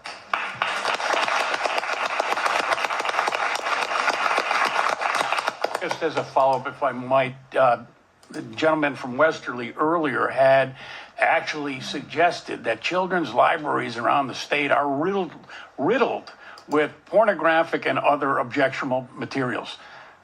Are you aware of that? And I know you're aware of libraries other than just your own, but at your own, I assume it's not riddled with such? It is certainly not riddled. Some would say there are things that are very interesting in our collection, and we certainly take the time when we're making the selections to target what we think is best for the audience that we're serving, with the idea that there's a range of maturity, there's a range of ability, and a range of language skills when they're reading and processing the material. So we make sure that's all available, but we would never put, say, 50 Shades of Grey in the children's room. We know what's appropriate and what's not. Thank you. Just one last comment, Mr. Kudu. It's nice to see that you don't have an agenda and you can have impartial literature that's available to everyone else, and you don't have to cast stones, because I did not appreciate what was mentioned earlier. But thank you for not having an agenda, because it's clear when there is an agenda. So thank you. And thank you to everybody else that supports this bill, but doesn't necessarily have to throw stones if it's not exactly the way you feel it is. So thank you. Next up, Jeremy Sensor, Annika Denise, and Justin Jamal Baptista.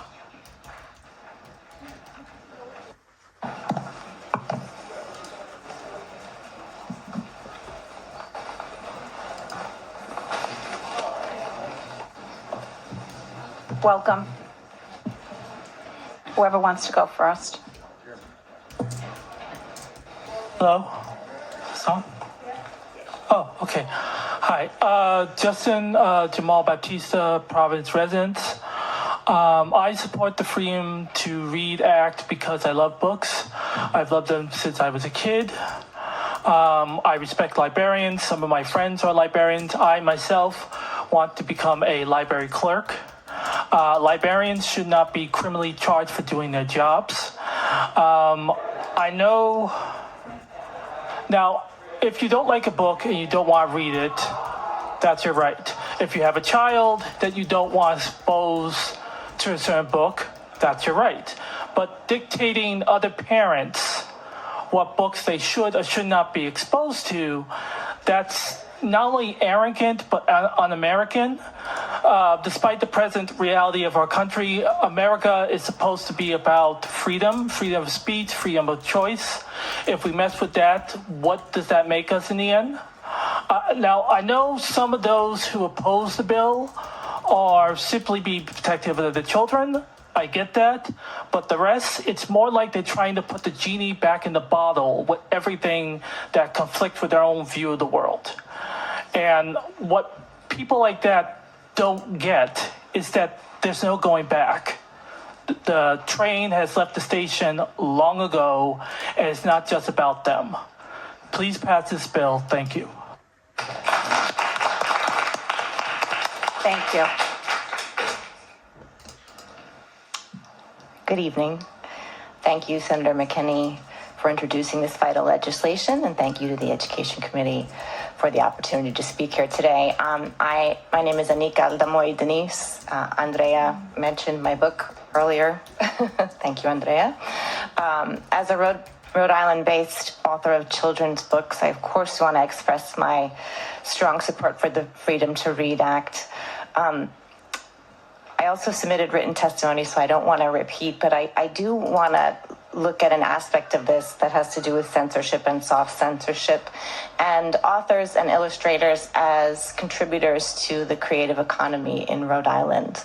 My nonfiction picture book biographies for elementary school students have been deemed notable and award-worthy by the American Library Association, National Council for Teachers of English, Children's Book Council, Bank Street College of Education, Junior Library Guild, School Library Journal, Smithsonian, and more.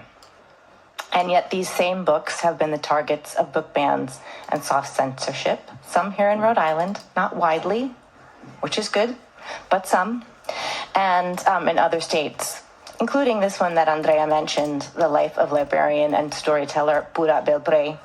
It's about the first pioneering Latina librarian at the New York Public Library, a beloved author and puppeteer who championed bilingual literature. It's a story with themes of hope and creativity, and it's an important historical figure that all children can draw inspiration from.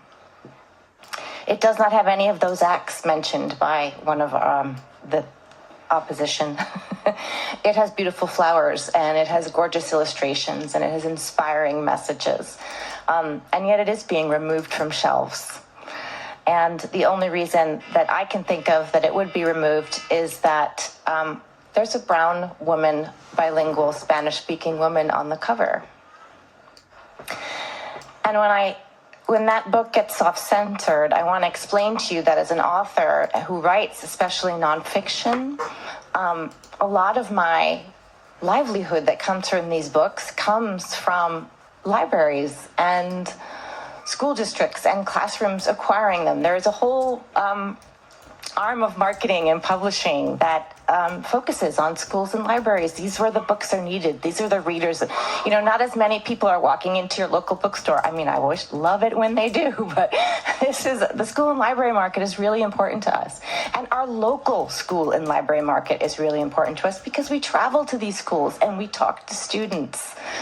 And so I see a dip in my sales when libraries don't acquire it. And this little sticker on here, that used to mean it's from the American Library Association. It used to mean that almost all librarians get that list, and it's a very important awards list that they take very seriously and they always acquire. But that's happening less.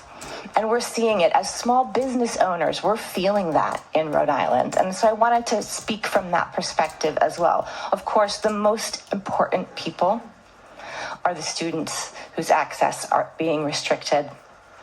And the librarians who come to me and say, I didn't even know that this librarian existed. Thank you for writing a book about her. I can't wait to share this with my students. And not just in classrooms with strong ELL populations, but all students who don't know that their heroes look like this woman, right? Thank you so much. Appreciate it. Thank you.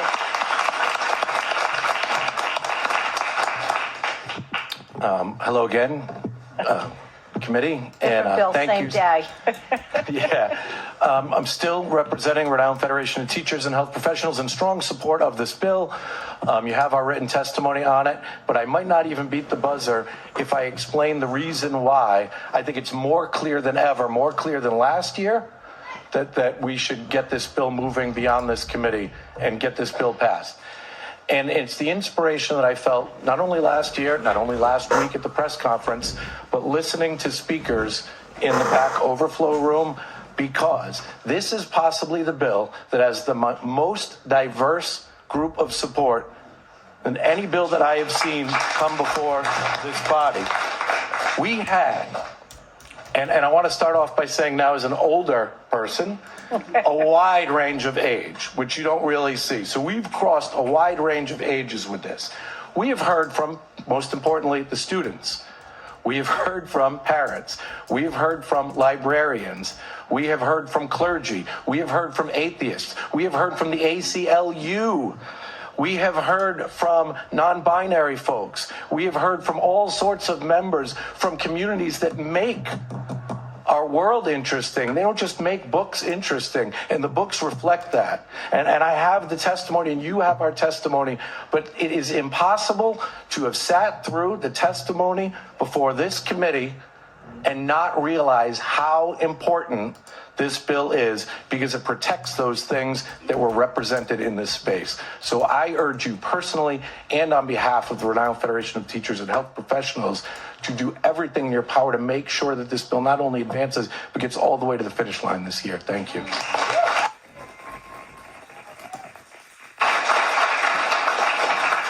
Thank you. Could I please have Erin White, Jamie McCulloch, and Donna McKee?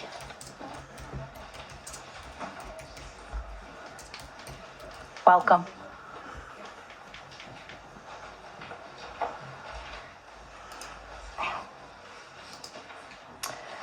Good afternoon. My name is Erin White, and I live here in Providence. I'm classically trained as a librarian and was actually a librarian for 13 years and was going to comment on the librarianly aspects of this bill, but I think everybody else covered it. Also, I feel like I'm surrounded by superheroes, all these librarians in the room. It's amazing. So instead, I'll share a personal story and speak as a queer elder. So I turned 40 last fall, and that makes me a queer elder because I lived. When I was growing up in the 80s and the early 90s, I searched so hard for queer representation. I understood something about myself, and I didn't have access to stories that reflected what I understood, was coming to understand about myself. The stories I saw were transphobic. They always involved a gay character dying, if they appeared at all. And I had to do a lot of reading between the lines to find stories that might at some point reflect what I knew that I was. So I'll fast forward a little bit and just draw a straight line between what we're seeing today, the rhetoric, and we may giggle about when folks refer to books that depict queer folks as pornography, but it's absolutely not funny. This is the playbook from Project 2025. They are literally turning any reference to a queer or trans person and calling it pornography, and then using that. It's a long PDF, it's like 700 pages, but Control F for librarian, and you'll find, let me make sure I get this line right, because the playbook is to define it as pornography, and then to call librarians and educators sex offenders and send them to jail. This is deadly serious. Please vote yes on this bill. Thank you. Thank you.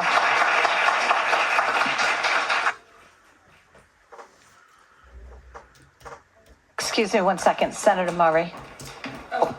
Sorry, just a comment because I have to go there. If being only 40 makes you an elder, then I'm not sure if that makes me a senior, a queer senior, but I'm only 50. So just put that in perspective.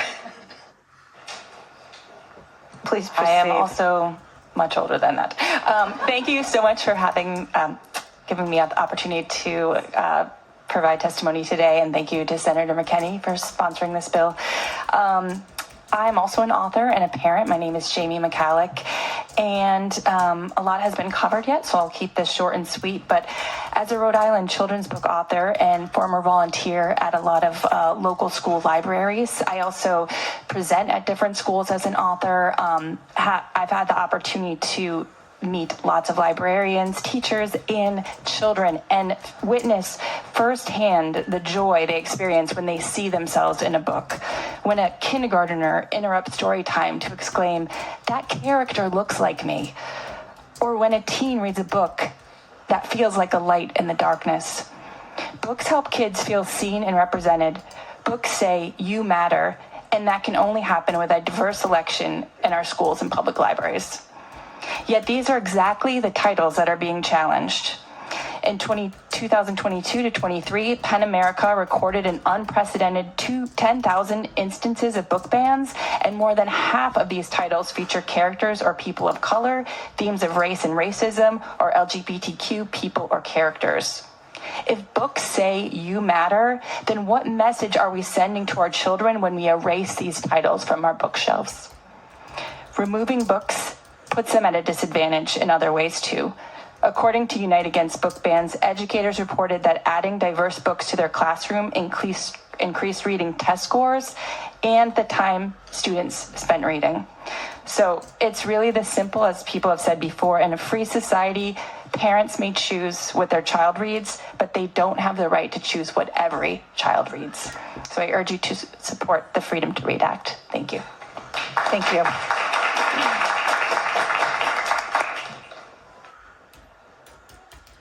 Welcome. Up. No. How's that?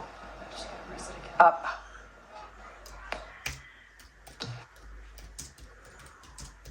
See. There you go. Thank you. Sorry for the delay. My name is Diana McGee, also Donnie. I've been called both all my life. But if you said Diana in a crowd, I wouldn't turn my head. So I am here on behalf of the League of Women Voters, and I'm not going to volunteer my age. But I'm also an educator. I've taught literature, writing, research at a local community college in Massachusetts for 33 years, and I'm very aware of the importance of reading. I taught academically at-risk students, and I'm also very well aware of the state of our nation today, and I brought in a prop because I'm an educator, because the freedom to read is enshrined in the Constitution. It's a pamphlet I have on my desk in the back. I pulled it out and said, I'm bringing this today. But let me get back to that I'm testifying on behalf of the League of Women Voters. And the League of Women Voters is well known for its 105-year-old mission, empowering voters, defending democracy. But today, in light of the political maneuverings in Washington, an urgent request was volleyed from the League's national headquarters. It read, "Ensure our democracy survives and every person has representation, equal representation. This charge is no small undertaking, but we can begin today here in Rhode Island by defending free speech and our freedom to read by passing Senate Bill 238. These are challenging times. Our republic is under attack. Our nation's system of checks and balances have gone awry. Book banning is rampant. Textbooks and government records are being destroyed. History is being rewritten. Journalists are being denied access, and truth is up for grabs. But the law is on our side. The right to speech is enshrined in this little pamphlet and elsewhere in more important places, or maybe it's important right here in the Rhode Island State House for us to be reminded of it. It's the First Amendment because it's so fundamental to the effectiveness and endurance of our republic. This right supports our need for an educated and informed citizenry. This amendment sanctions a free press to ensure transparency in government so we can hold elected officials accountable. We must recommit ourselves to this fundamental freedom and the rule of law if we are to save this nation. We must support the right to read, the freedom to read. I was heartened by last Thursday's press conference in support of this bill. A standing room only crowd was held captive by the passionate pleas of legislators, banned book authors, publishers, and youth organizers, all there in defense of the freedom to read. We must unite with them and passionately defend our rights in this freedom. But time is of the essence. Our nation is in crisis. At the conclusion of the Constitutional Convention in 1787, Ben Franklin was asked what transpired. Understanding the fragility of this novel government structure and its dependence on the vigilance of its citizenry, he replied, "It's a republic, if you can keep it." We must keep it. If our democracy is to survive and thrive with every person having equal representation, the First Amendment must be upheld and enforced. We must pass the Freedom to Read Act. Thank you. Thank you very much. Thank you for your time today. Celine Keating, Susan Joyce, and Libby Merrill.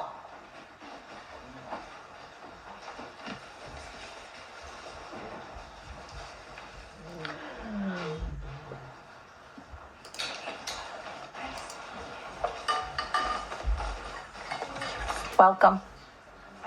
Hi. Should I start? Please. Hi. Thank you, Madam Chair, and thank you to all the committee members. My name is Susan Joyce, and I am the author of a children's picture book, Billy the Rescue Dog. I submitted written testimony, which now I'm not going to read because it's been well covered by everyone else. So I'll just give one personal story about reading levels. I have been a lifelong reader, and my parents encouraged reading. I read far above whatever my reading level should have been.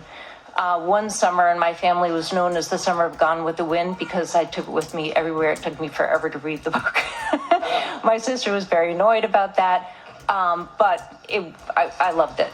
So thanks to my parents, I think, I developed a lifelong love of reading, of literature, of words, and I have worked on that all my life and now have a picture book to go along with that. So thank you very much, and please pass this act.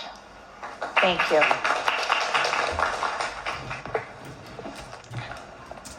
Hi, can you hear me?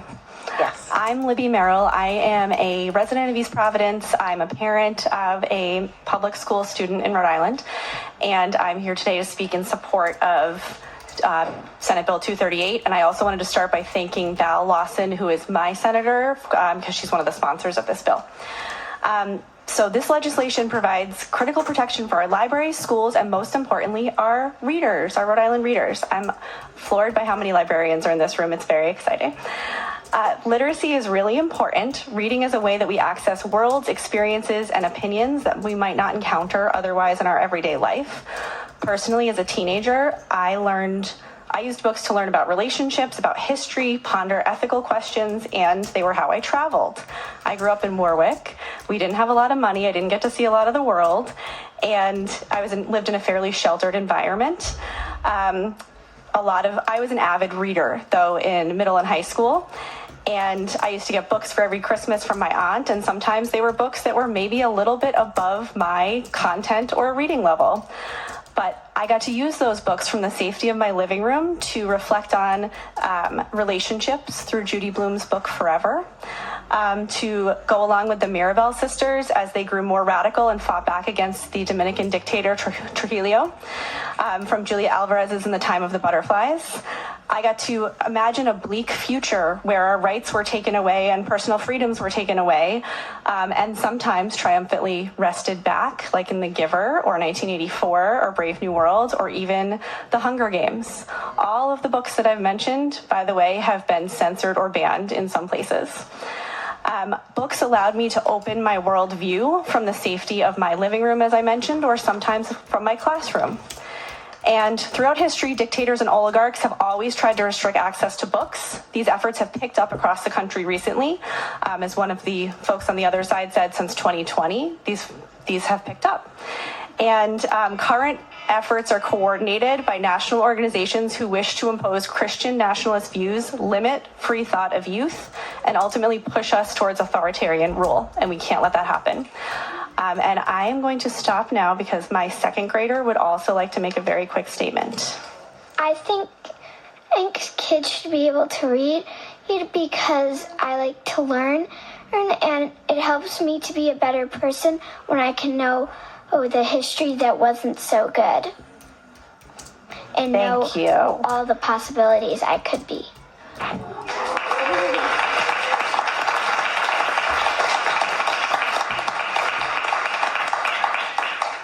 Thank you for coming tonight. It was so nice to see you, and you look beautiful too. Not only good words there, looking good, showing up good. Okay.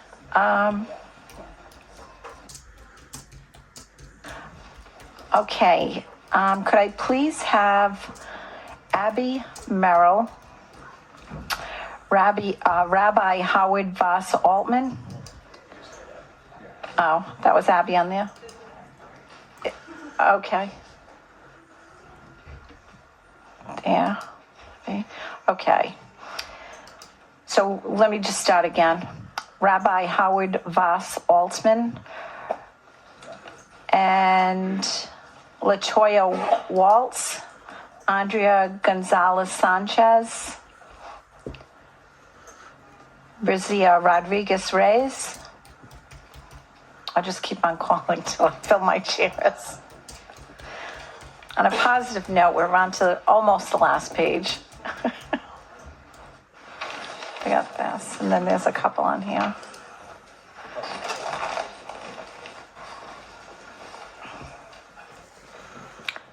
Please proceed. Welcome. Good afternoon, members of the Senate Committee on Education. I really appreciate your time. My name is Andrea Gonzalez Sanchez. I am a program manager at Young Voices and a social work student at Rhode Island College. I'm testifying today to ask for your support on Bill S-238, or the Rhode Island Freedom to Read Act. Freedom to read lets us explore different perspectives and form our own views without needing to agree with every book's topics or themes. I really want to highlight that we have young people here that have testified. We at Young Voices have submitted a lot of testimony that the young people have written. So these are the people impacted. Please make sure that you listen to them. In multiple states, books like The Hunger Games are banned or censored due to their message. A message that encourages people to fight against dictatorship, to be free to speak their minds openly, and to fight for freedom. These are things that I thought were very American. And honestly, I feel that the book banning is the opposite of that. In my work, I want to be able to share the resources of the library where youth go consistently to get books that represent them. I want youth to be able to experience what it's like to read books that challenge their worldviews, that teach them about things that can help them grow, and to feel connected to their cultures, experiences, and also love. All of these are represented in the books that they read, the same books that are under threat to be censored or banned. I want youth and adults alike to feel inspired by books, to show them that their voices matter, and to show them that there's so many people that have been silenced for so long that are so powerful, just like them. I want them to build on their empathy and to walk this earth with the knowledge of how joyful and beautiful the world can be, as well as how fragile that same joy is when we don't cherish it and fight for it. Books teach us that. We all deserve the freedom to read, to learn, and to make our own choices. We all deserve the freedom to have access to information. I am urging you all to support the Freedom to Read Act. By joining together for this, we can welcome every Rhode Islander to read freely and maintain liberty for the rights of each individual to express their own thoughts, opinions, and form their own opinions. Thank you. Thank you. Welcome. Good afternoon, members of the Senate Committee on Education. My name is Benicia Rodriguez Reyes, and I am a student at Classical High School. I'm also part of the Board of Directors of Young Voices, which is a Providence-based after-school program that focuses on youth advocacy. I am testifying today to ask for your support on Bill S0238, or the Rhode Island Freedom to Read Act. Freedom to read lets us explore different perspectives and form our own views without needing to agree with every book's topics, themes. For me, books have the ability to take me into a new world and show me perspectives I would have never thought of. Books are ways to show stories that you may have thought that you would never relate to, show you the possibilities within you, and show you parts of yourself you thought never existed. I have felt represented in many books that today would be banned, such as The Nickel Boys, The Hunger Games, and so many other wonderful books. The invention of books and novels is one of society's greatest because it is one of the many ways to gain knowledge and information about different topics. It is a tool that helped society move into the trajectory that it is at today. Taking away books from libraries is essentially taking away the human right to learn, to achieve, and to grow. It takes away the diverse perspectives of today, the diverse perspectives like mine that deserve a voice, that deserve to be heard. At this trajectory, there will be a descent into an increasing decline of intelligence, especially among the youth. And I am here today as a youth, pleading with you, with the committee, to support the Freedom to Read Act. By joining together for the freedom to read, our libraries can welcome every Rhode Islander to read freely and maintain liberty for the rights of each individual to form and express their own thoughts. Thank you so much for listening. Thank you.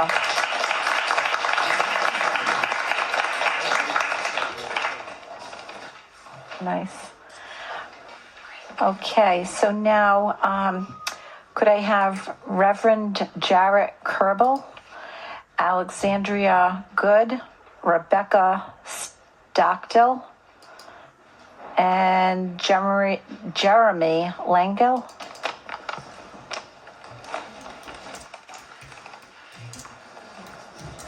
There we go. Can I go first? No. No? Hey, Jeremy, how about you kick off? Can we go? Yeah, you're the big guy. If you want, you can drag a couple chairs for the girls.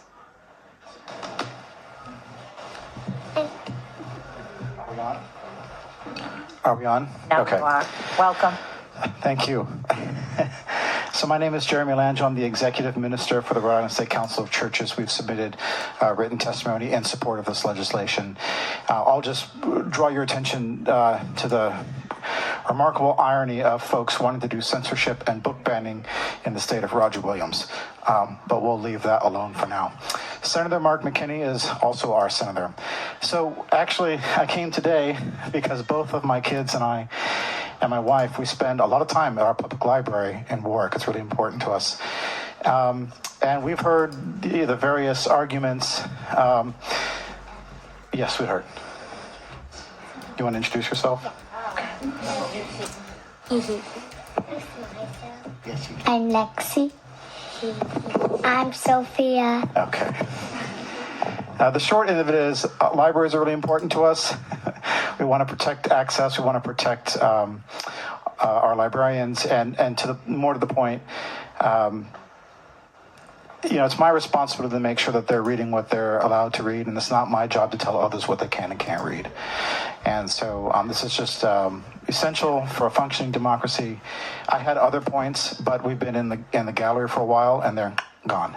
So please send this along, and thank you. I'm feeling the same way. Okay, thanks. Bye-bye. Okay. I just want to Bye-bye. Sophia. I want to welcome my constituent, Jeremy, and his girls, and I appreciate your introducing yourselves, and thank you for coming in, and thank you for the work that you've done as Executive Director of the Rhode Island Council of Churches on this issue. You held a forum at Warwick Public Library that was very well attended and worthwhile. Thank you again. Thank you. Okay, let's go. Okay.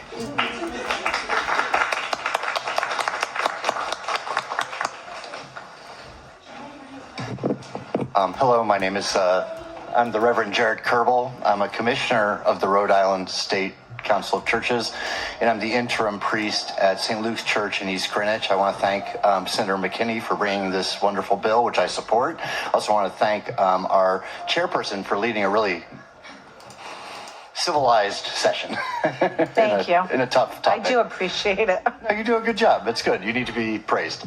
I'm just going to say something very, very simple here, which is I'm in support of the Freedom to Read Act. And as a pastor, you might imagine I've spent a lot of time studying the Bible, going on 50 years here, not to age myself too much. But according to the criteria the opponents of the bill have laid out, the Bible should not be in reach of children. It can rape, incest, polygamy, mass murder, to name a few things. It's all there. There's, in fact, a very detailed description in both Leviticus and Joshua and Judges of how to commit genocide.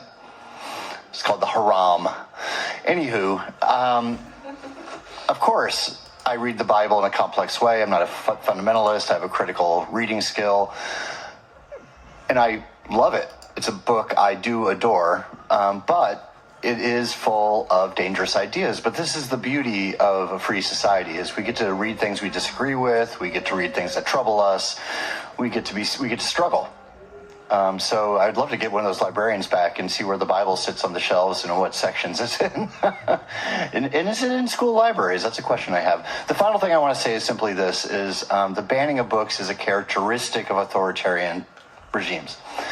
And we need to remember that in the 30s and the 40s in Germany, they rewrote the Bible to excise the Jewish people. They tried to take the Jews out of the Bible and replace it as a narrative of Aryan supremacy. Now, what I've heard all day from beautiful people, diverse, beautiful people, is there is an attempt to erase them from literature in our world right now, in our country. And I would find that appalling if we reversed our course back into a monolithic white Christian culture. Thank you very much for your service. Thank you.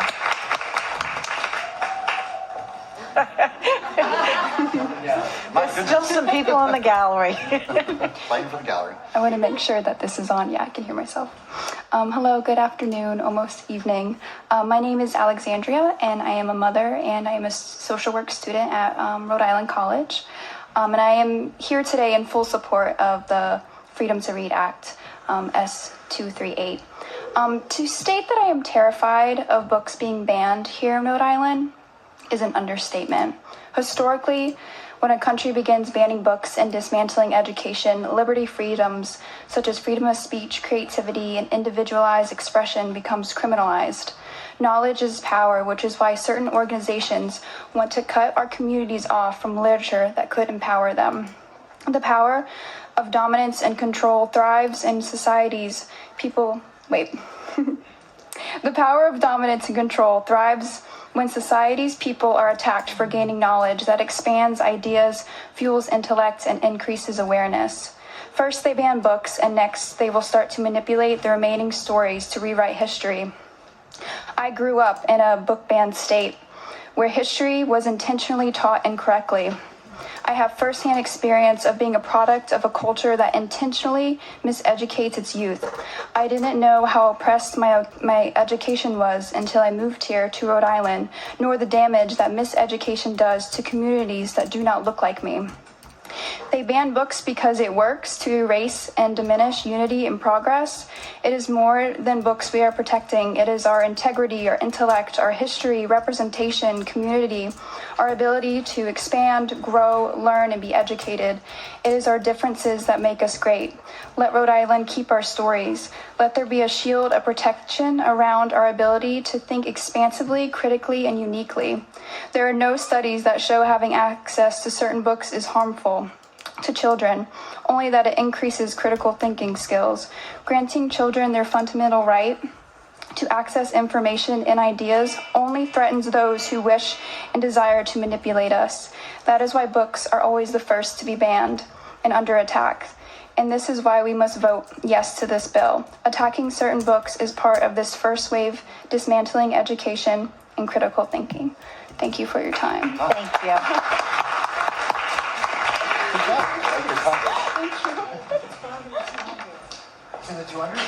Can we please have San Shapel, Alex Brochens, and Devier Stockdale?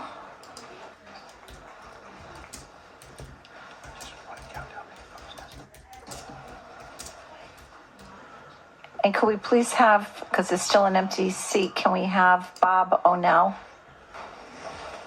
Or O'Neill?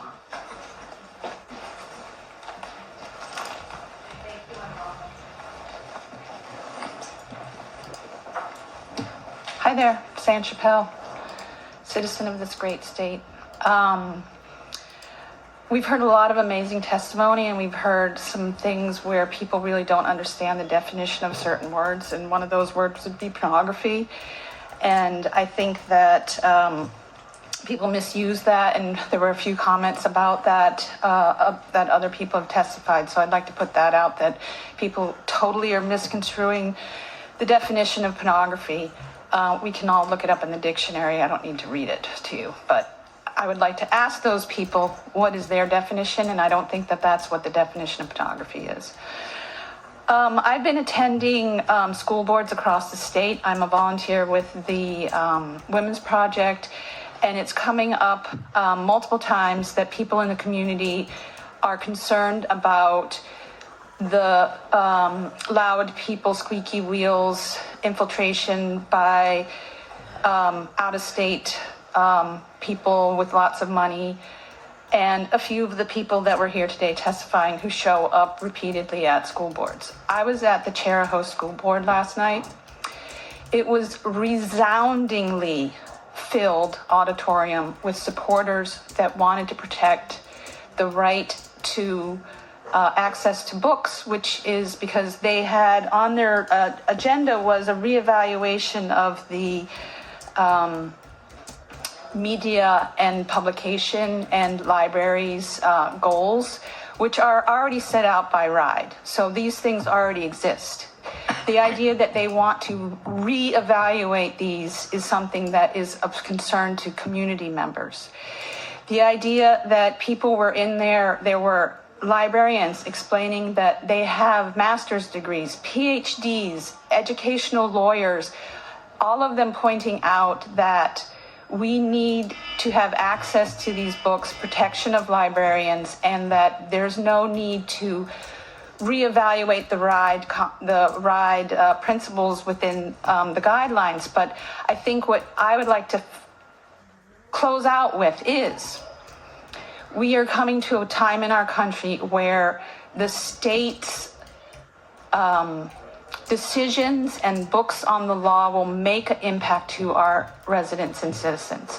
And this is why we need to take action on this bill, because this is going to protect our citizens, our residents, and our right to read and have access to multiple languages, multiple experiences, and protect our librarians and those that provide these opportunities to us. Thank you so much. Thank you. Can you hear me? All right, yes. Hi, Hi, my name is Alex Graddens. I'm a local comic creator and public library assistant speaking in support of the Freedom to Read Act. If you haven't read my books, that's okay. You've definitely seen my art. It's all over the shirts everyone is wearing today. I submitted written testimony as well, so I'll keep this brief because we've had a lot of amazing speakers today.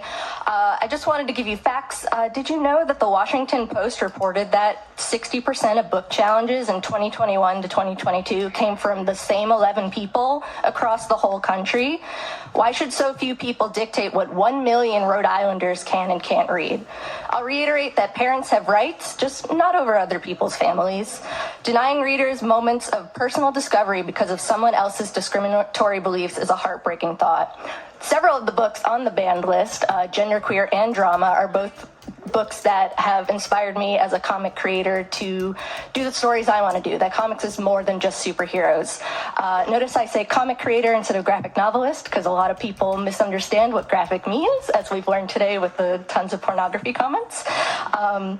I'm here to say we all deserve to read and write what we want without fear of unnecessary legal repercussions. The librarians who support us deserve to do their jobs without harassment or threat of criminalization, and this bill would specifically make sure that we are all protected.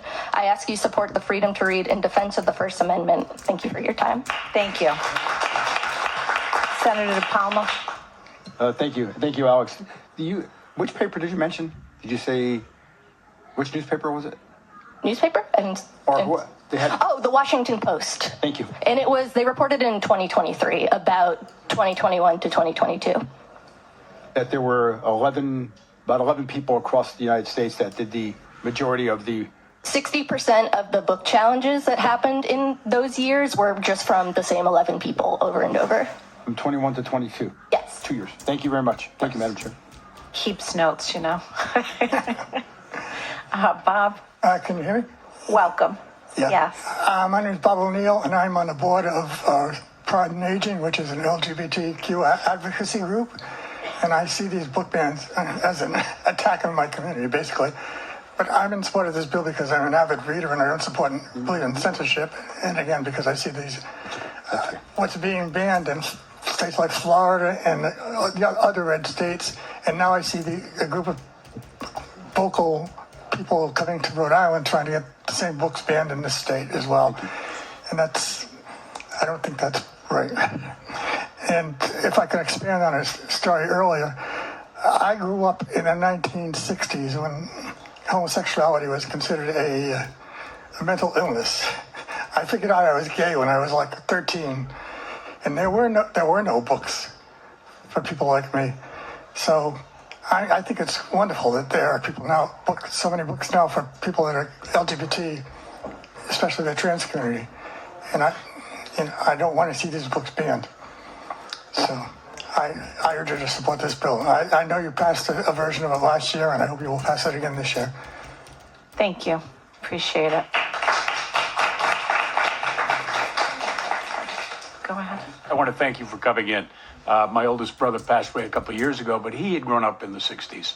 And he was also gay and struggled over the years. There was nothing for him to read, nothing for him to use as a role model. And so I give you credit for coming in here today. I know how tough it can be just to talk about it. I didn't ever felt comfortable in my own skin until I was in my mid-30s.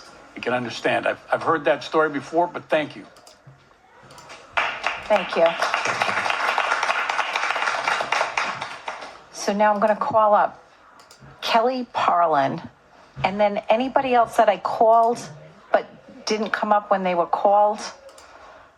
And if there's anybody else that wants to speak that has not signed up, I just ask that you please sign up. I want to make sure you can sign up. Hold on 1 second. Thank you. I want to make sure that everybody is heard because it was stated earlier that people weren't being heard, but I think we've been into this for over 3 hours. We've been listening. So I want everybody to make sure that they're heard. Do you want to start while we're waiting for everybody else? Sure. Hello. My name is Kelly Parlin. I have been a youth services librarian at public libraries in Rhode Island for the past 8 years. And I have submitted my written testimony, but I just want to make a few quick points. One of which, in response to a question earlier, there is a site called bannedbooks.org that exists to basically keep track of all of the book banning that has occurred over decades of that situation happening. So that site exists. It explains what books are banned and why they were banned. And Banned Books Week is something that libraries highlight every year. It happens in the fall. This year is October 5 to 11. I myself have made a lot of displays showing the banned books and exactly why they were banned. I've done programs with kids where I present that information to them, and they are shocked at why some of their favorite books or books they've read in school are banned. I also wanted to throw out an analogy that I like to use when people ask about censorship or they're confused about the situation. So I kind of say it like this. So let's say I'm a parent and my child is lactose intolerant. Censorship would have me declare, I don't want my child to be exposed to dairy, so no child should be exposed to dairy. And obviously that's wrong. We've heard time and time again, lots of people saying that parents have authority over their own children, but they shouldn't have authority over others. So it's essentially that. I also wanted to emphasize that as a librarian, I am not forcing books on children. I am not making children read books. I am also not nefariously choosing books that are explicit and inappropriate to stick in the children's section. That is not happening. So I urge you to support this bill because it's really important. So thank you. Senator Mack. Thank you for highlighting banned books and Banned Books Week. I think people will be surprised at some of the classics that wind up on that book.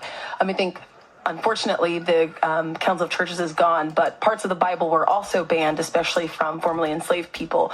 And once they could no longer ban portions of the Bible that promoted abolition of slavery, they stopped the practice of reading and literacy for people who were enslaved. So it is a slippery slope from censorship of important reading materials that can empower people to find their voice to removing the practice of literacy altogether. And that is the history of the United States and the history of censorship that I think we should keep in mind. Thank you, Senator. So last but not least, welcome back because you've been here before. I have been here before. Karen Kemp and Nyoka Powell. So I wanted to come and testify today because I'm at a very interesting fork in the road, if you call it that. Being a parent and being someone who understands the importance of literacy, because I grew up in a third world country, and also the fact that we have to understand that our children are growing in different times and that certain things are definitely the parents' decision, what their children are exposed to. So parents really do need to hold that kind of accountability as well. When children are out of our homes, we can only guide their decisions in a lot of the things that they do and what they're exposed to and how they translate that information. And I only hope and pray that my child has the know-how and the, and the ability to come to me and ask me questions in relation to the things that she does see when I'm not with her. That being said, I was a early bloomer, I will say, and my parents were terrified. So at the age of 9, I had to sit down at the table with my parents and read those books that are probably not deemed age appropriate at that time for my age. But we have to understand, again, that kids are developing way earlier. We have to understand that there are certain things that we do need to teach our children before time, before we're ready to do it. And so take this testimony as you will, because that's where I stand on all of this. And I'm, grateful for all of you. Thank you. Can you tell us your name again? I thought Nyoka Powell. Were you signed up? I was not. Okay, can you please sign? Sure. I know you've been in before. Yes. And can Karen Kemp please come and testify? Thank you.